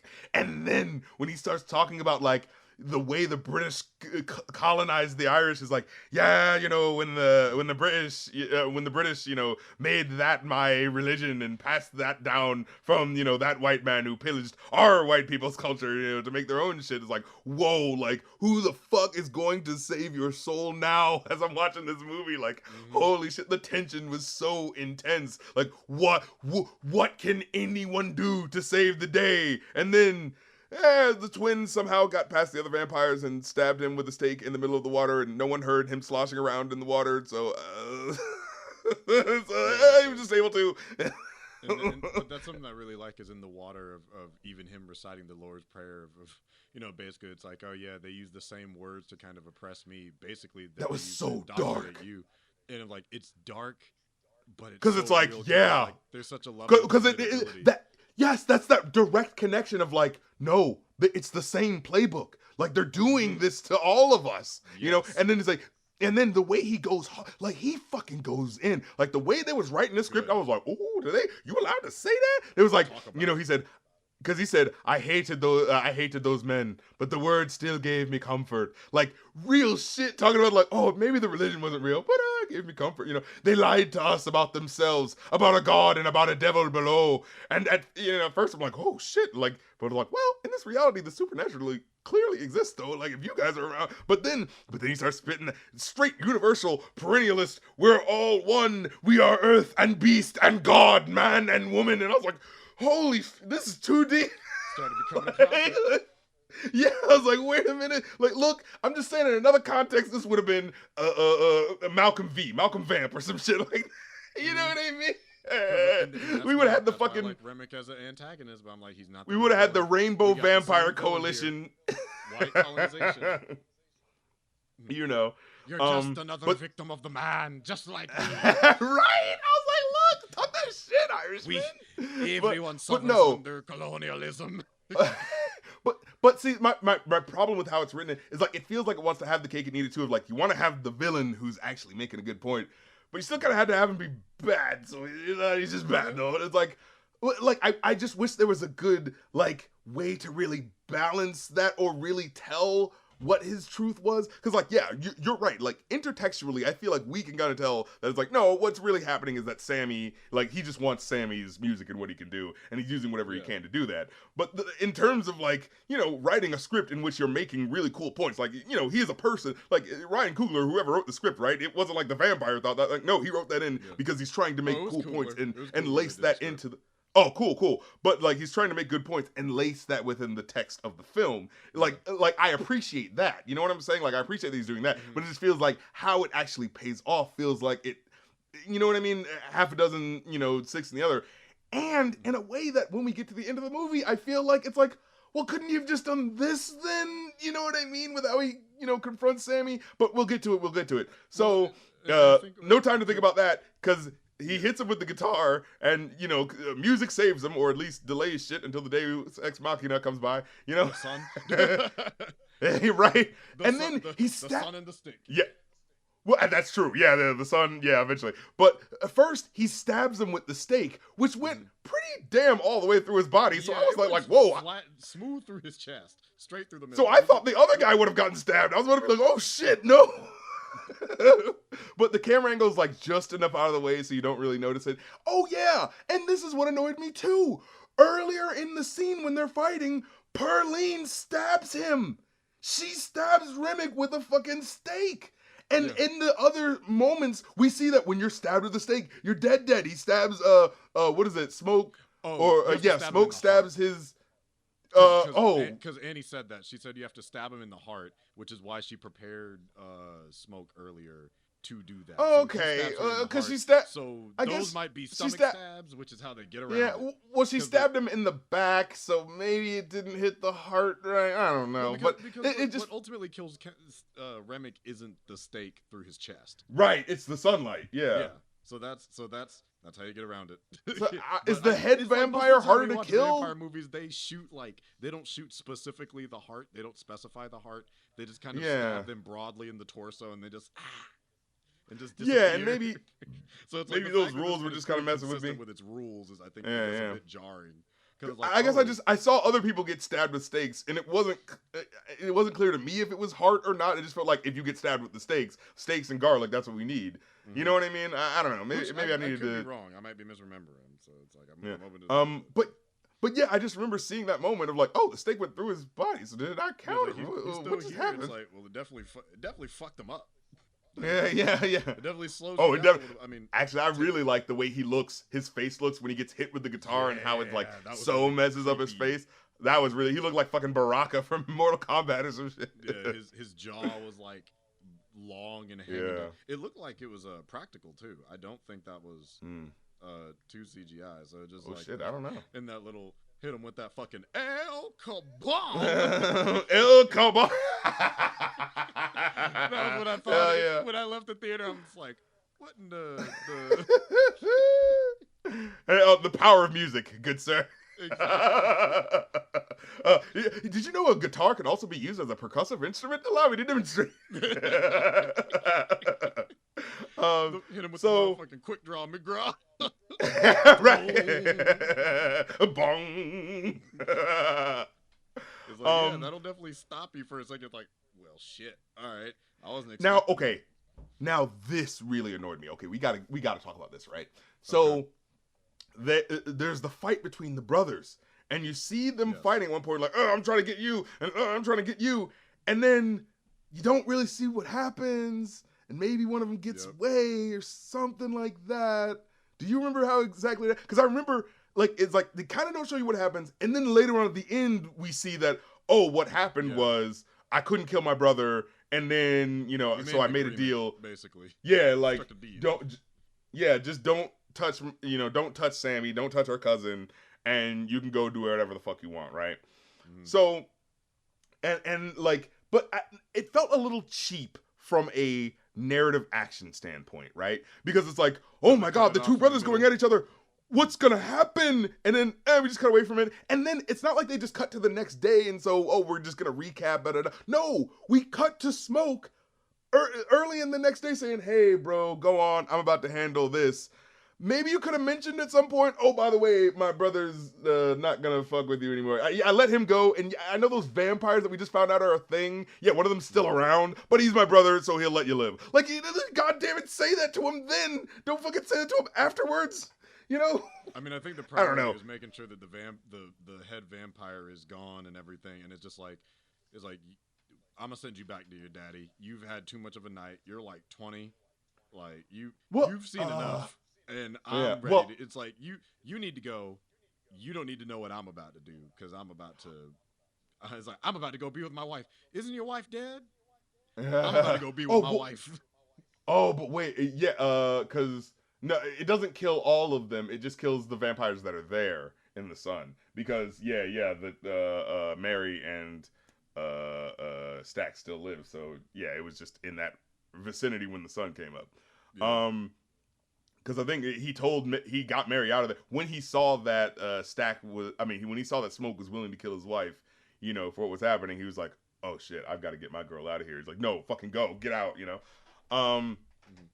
But then he says, what is it? Yeah, but that was just a little bit that annoyed me a little bit of just like, well, okay, I get it for the reveal to the audience later on, but like, talking to him at that moment, and also for the purpose of the action scene where we're building up, and in the climax, who's gonna get killed? And then, you're not gonna show us? What the fuck is this fucking goddamn what's the name of that movie? Inception? We're like, oh, did it happen or did it not happen? No, fucking, you're building up all this action. Fucking pay off, motherfucker. But then it's like, oh, well, don't worry about that, because then I killed a bunch of the Klansmen motherfuckers. I think the ambiguity is for the tension, because it's like, it's still dark. We don't know which brother's going to win. We don't know if Sammy's going to live. Like, so on the first watch, it's like, we don't know how it's going to play out. But it's like, we see that Sammy is alive at the beginning. We don't know if Sammy's turned. We don't know how he's able to walk around in the sunlight. Like, we don't know anything. So I think that's why it's so abrupt, because it maintains the tension until the revelation that it's Smoke. Somehow he got out of there and he saves his cousin. After, you know, his face gets scratched, and it's like, okay, we know what happened on his face. We know that he never like gets turned. We see them destroy Remick. And it's I just wish the brothers would have had a better moment to talk to each other, because they did have a monologue a second where it's like, we've been looking for freedom any way we could, but dude, this is it. I'm your brother. I've been through everything that you've been through. And I'm saying that this is freedom right now. Like, it just felt like that moment didn't get enough gravitas to it. It felt like, oh yeah, we did say the thing, but he never really considers it because, well, we just have to have the fight scene. You know what I mean? Like, yeah. Yeah, I mean, it's like, I guess it didn't irritate me. Also, the movie's like over 2 hours. Yeah. But again, you it's gotta like adjust some stuff. I think for things to progress. I think it's basically trying to get to a resolution and then have that dope ass moment afterwards. Really. Yeah. So again, like, I think moving it around, I think it works ultimately. At least it works okay for me. But I get what you mean about like there being more weight and kind of gravitas to the moment, because it's essentially you saying goodbye to him. But they do it. They just cut it and moved it to a different part of the after the climax, where it's like, because you still have that question of just like, oh, if that's Smoke and we see what happens to Smoke, what the hell was Stack's fate? So you're just like, I guess but it's like we never we always the rule, they're not dead unless you see a body. So we see Mary. I wish it could have at least been like a, what happened to your brother? Don't worry about it. You know what I mean? Or something like that, of like a, you know what I mean? Like, oh, he kind of didn't really say what happened, but you know what I mean? There's the only person that would bother to ask would be their uncle, the pastor. Yeah, true. So there's only 2 people that would really care to know where they're at, because everyone else is fucking dead and gone. True. Including a good chunk of the town. So it's like, whoever would care is dead. Unfortunately. Yeah. Aside from I like how people, aside from like Cornbread's wife or something. Now, can I say this? I do really enjoy how the like he goes to, you know, his father's church, and there's sort of that tension of like, you know, the father saying like, release that guitar, boy, you know, that's the sign of the, you know, the devil that's within you, you know, you need to release it. And what I find interesting is that, you know, literally earlier in the movie, Delroy Lindo is giving him fucking game about how like, hey, the white man's religion told us, sold us this. And this is like, nice in terms of it being like a spirit. It's still like part of us because we appropriated it, but this isn't us. This is like, that's something that was given to us that we adapted to. Like the blues is ours. This wasn't given to us by anybody else, And so when you see the brother, when you see the cousin make that decision, and he like drives off, like he's like, you kind of have the dramatic like put it down, and then it just cuts to him like driving off, and he like pulls up the guitar stem and like holds it to his chest. Like I like that. That's a pure musician's moment right there. Yes. You know what I mean? Like fuck all that shit you hollering. I'm gonna take my chances. I'm gonna take my chances with the devil. It's like my music is my heart at the end of the day, and it's like what bothered me in some of the discourse is a lot of people thought that especially at the end, that Sammy's choice was like a rejection of his faith. It's like, no, it's an acceptance of himself. You don't have to reject God to accept your purpose. So I think there's plenty of room to do both. And I'm just like, I don't know. It's like it reads to me as like I don't think he. No, I don't think he chose the devil. Like, I think the father's ignorance. I think the father's ignorance about music, because the music isn't evil in and of itself. It invites the shitty people, right? Yes. And so the father is just mixing these things and saying, like the devil will find a way to chase after you if you have like a beauty or a skill, any vice or something. It's like, like you were saying with the music industry, like you could be a musician and love to make music, and people could love that you make music and connect with your music. But then like the devil could also be like capitalism or the industry or a bunch of different stuff. So it's like just as much you're going to draw the attraction of things that are beautiful. It's like you can draw butterflies, but you can also draw bees and wasps. Right. Bees are good, but wasps. Like, right. If those you leave the door assholes open to who you are and the things that make you unique and special, then all types of energies can come in. And so can bad. Which but these things get equivocated because of the fear mongering of the church, and also like I said, in the context of the movie, it's not like the church is just considered the good place to go to and the club is the evil place to go to. No, what's actually happening is like the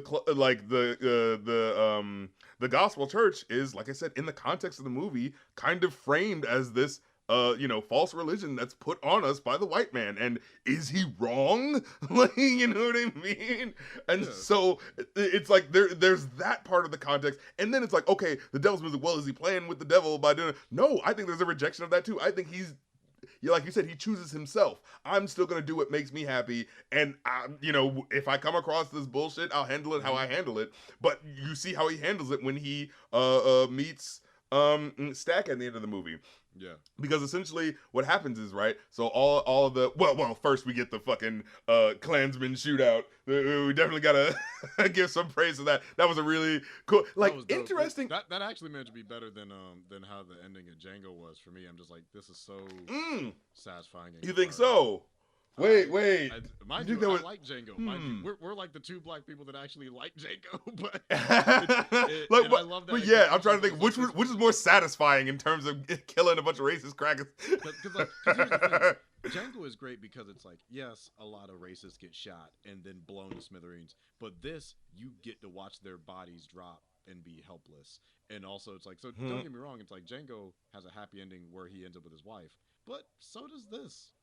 And, I'll say this much. I mean, I don't think Django is necessarily trauma porn, but, like, they are always on the back foot in that movie. You know what I mean? They always have to, like, prove and get around what's happening. I feel like the good thing about the first half of this movie is that it does feel like black joy in a way. Like, wow, we're getting together, we're getting this thing together, we're gonna have a fun time. Like, you know what I'm saying? Like, there's darkness creeping at the edges, but the idea of, like, let's make a community of, like, cool shit, like, that's actually fun, and we get to enjoy that for the first half of the movie, Yeah, and I think to that point, I just think there's going to be an innate difference culturally and artistically from somebody who's outside the culture versus somebody that's within it. And how there's going to be elements that they're not aware of. I think both are great. They hit different notes because it's different than Tarantino blowing up a bunch of races versus Ryan Coogler doing it because it's like just like the intentionality behind it and how it's executed. Because one is very much spectacle, another one is catharsis. I think that's what the difference is. And I will say, I mean, just the sort of lingering of the like the white guy at the fat white guy who's been kind of shot a little bit, but he was gonna let him go and just be like, oh my okay, I'm gonna pass away and let this one, escape. Fuck Maybe no. some people can change. He's like, he calls you the Fuck N-word no. while giving you a cigarette, and I'm like, please light his ass up. I love it, but I love it. God. But the way it happened, I liked the way it happened. Like the other kills that happened earlier just felt like, all right, they're kills that are happening because like wanton violence. He threw a grenade and, in the window. That was pretty dope. Okay, that was pretty cool. Yeah. And it was cool too because he was like getting shot at and he like just happened to like dodge out the way and throw it in there. So that was like actually a cool moment of seeing the dynamicness of that action happen. Then you remember he's a veteran. You're like, oh yeah, right. He knows what the fuck he's doing. But then what is it? Oh yeah. So it's like the last guy and he's like, it really feels like, oh, we're letting this one linger for a while. And he's like, and he goes like, hey, bro, got a cigarette? And he goes like, fuck you, nigga. And he goes like, excuse me. You know what I mean? A bold assertion from the ground. Exactly. It's like, yeah, you ain't got too many bargaining chips, my boy. But I also like the fact you that are he in still gives it to him. He's like, you're going to hell, right? Nigga. Anyways, it's like, it's like, what are you gonna do? I'm like the boogeyman in Nightmare Before Christmas. You are not comprehending the position that you're in, nigga. But yeah, he gives him the cigarette. Did we? Right, he gives him the cigarette, but then earlier in the scene, he'd been shot in the stomach in pretty pretty deep place. So he's like, he notices that and just kind of like drops down. And is just like, he looks over to the left and he hears a baby cooing and he hears his wife going like, oh, now if you put out that cigarette, I'll let you, hold the baby. And he's like, huh?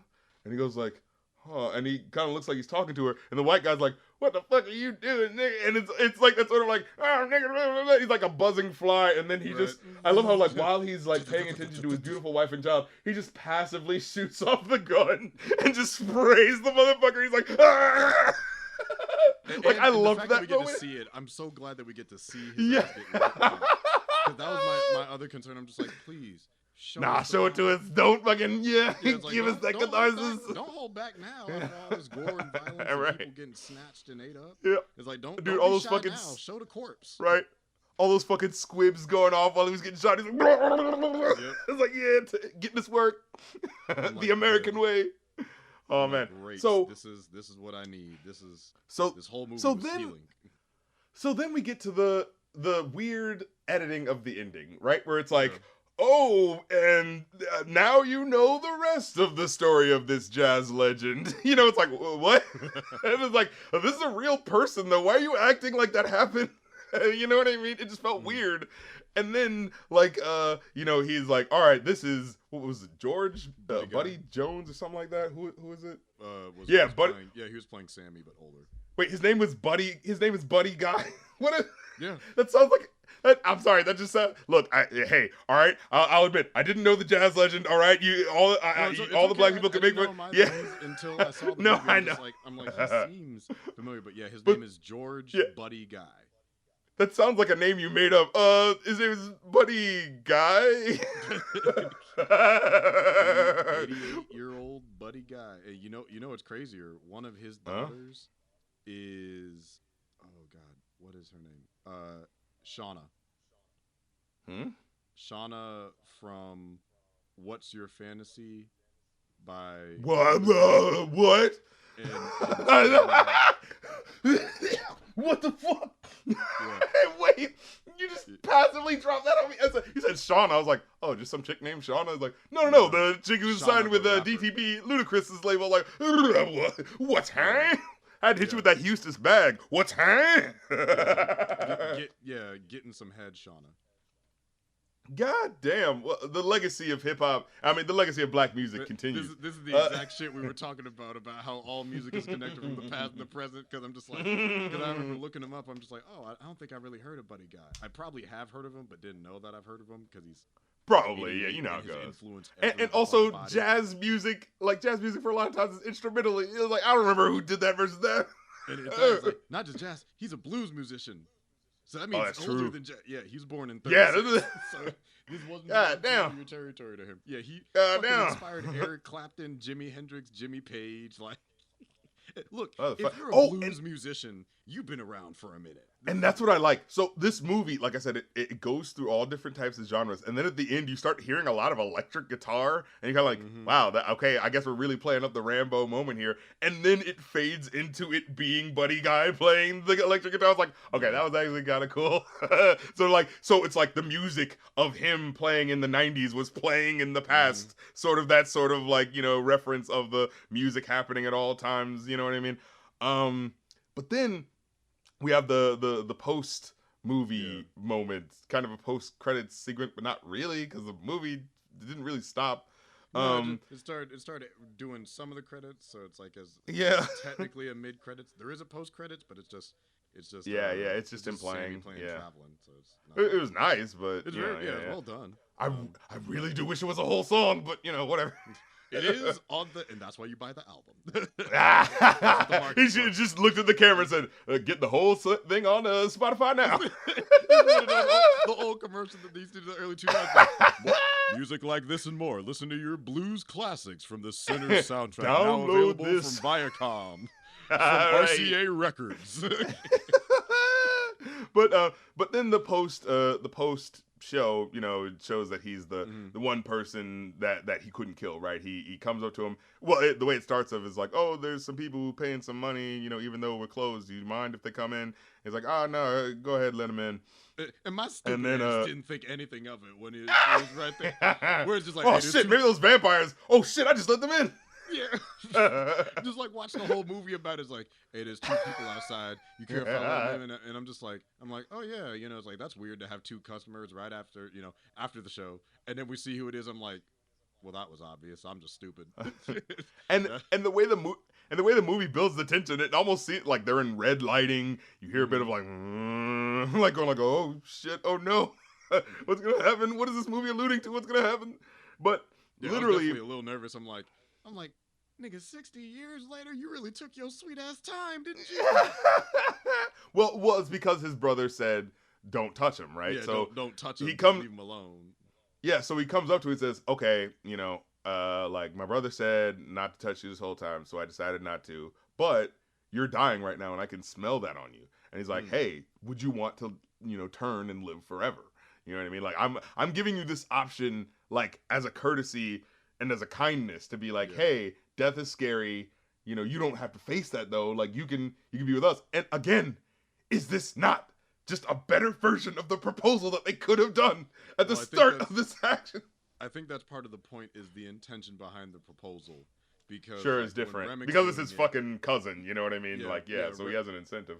Yeah, so Remick wants their culture. He's using his hive mind powers to kind of, by any means necessary to kind of get True. At the end of the day, it's like when Stack and Mary show up, they're like, hey, you're family. And we want to offer you something out of love. We're giving you the choice. Like, we're opening it like, hey, look, it's hard. No one, like, really wants to die. And, like, yeah, we love each other, but all we have is each other. So, it's like, it'd be dope to be able to have our cousin who has this amazing guitar skills. It's like, who could live forever and not have to worry. It's like, do you want that? So, it's like, it's an offer versus, like, I think with Remick's case, it's more of a compromise. Where it's like, good point. It's like, hey, you give me. Oh, those guys are coming and this is happening. Don't you want to compromise by that? Yeah, that's a good point. Yeah. That's the difference. Exactly like you were saying. It's like, why didn't they use a better method? It's like it's different because it's like it's family. Your family. Different. There's different motivations. There's different motivations. You're absolutely right. Yeah. There's different motivations.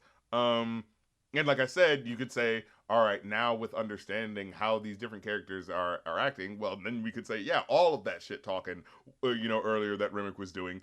Sure, he was noticing, like you said, he was noticing the similarities in how the oppression was happening, but he just wanted what he wanted all the same, which was just the music. You know what I mean? And that exposes the reality. Like, the Remick wants Sammy, but he doesn't really care about him. He just wants for his music. Yep.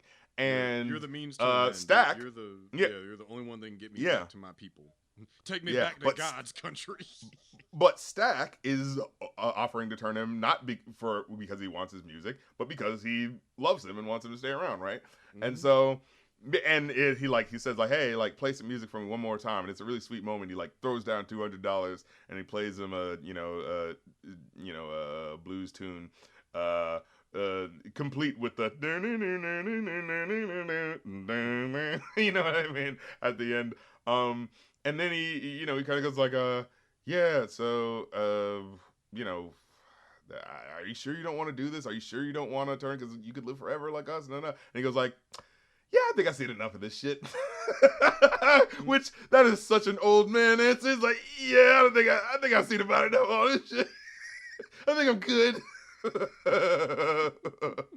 It's like, I think I've lived enough. I'll just go about what I was doing. Yeah, and and then they have a really sweet emotional moment where they're like, hey, what does he say to him? Stack says, it's like, I know you're doing like the electrical stuff now, and that's cool, but like, I like the real. Yeah, I like it when it was real, man. Let me hear you play that one more time. I think, yeah, and that's when he pays him. And then he goes like, and then he has a interesting little extra beat in there too, where he goes like, yeah, that old stuff was the real shit, but the recordings were all shit, so they all kind of like didn't sound great. You know what I mean? I like that there was an extra little sort of like, yeah, but we could barely actually capture how good it sounded because of the the limitations of the recordings and shit like that. Like it was like a weird little extra beat of like, oh, you're a musician to like include something like that. You know what I mean? Right. And then to be like, and then to have that moment of like, hey, we what is it?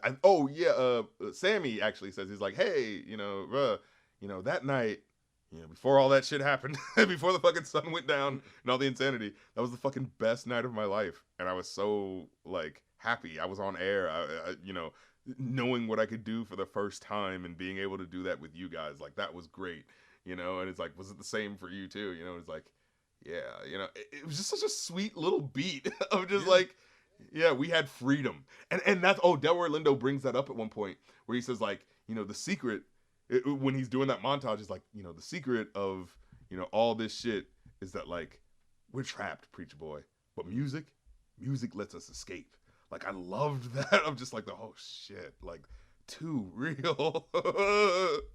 Yeah, especially when you're watching the movie and seeing the oppressive way that, at all the edges you see, like with the fucking talk of the scripts, with the talk of the, the only way they were going to get a fucking business is buying it off a white guy, and, they had to rip off these people in order to do this, that, and the third, and like all of this comes together to paint this picture of like desperation and hope and all this sort of shit.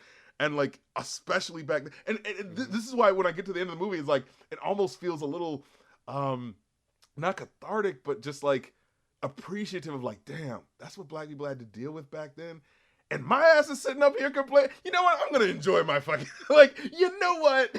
Like, let me actually enjoy the freedoms that were afforded to me by the niggas who had to get their backs beat all them 100 years ago. I'm gonna fucking go out and get a goddamn sandwich, goddamn it. You know what I mean? It's like, live your lives for them.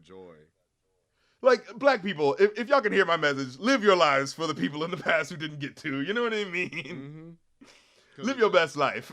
Especially with like what where Sammy closed out on. He's like, up to that point, before everything kind of went south that night, that was one of the best days of his life. Yeah.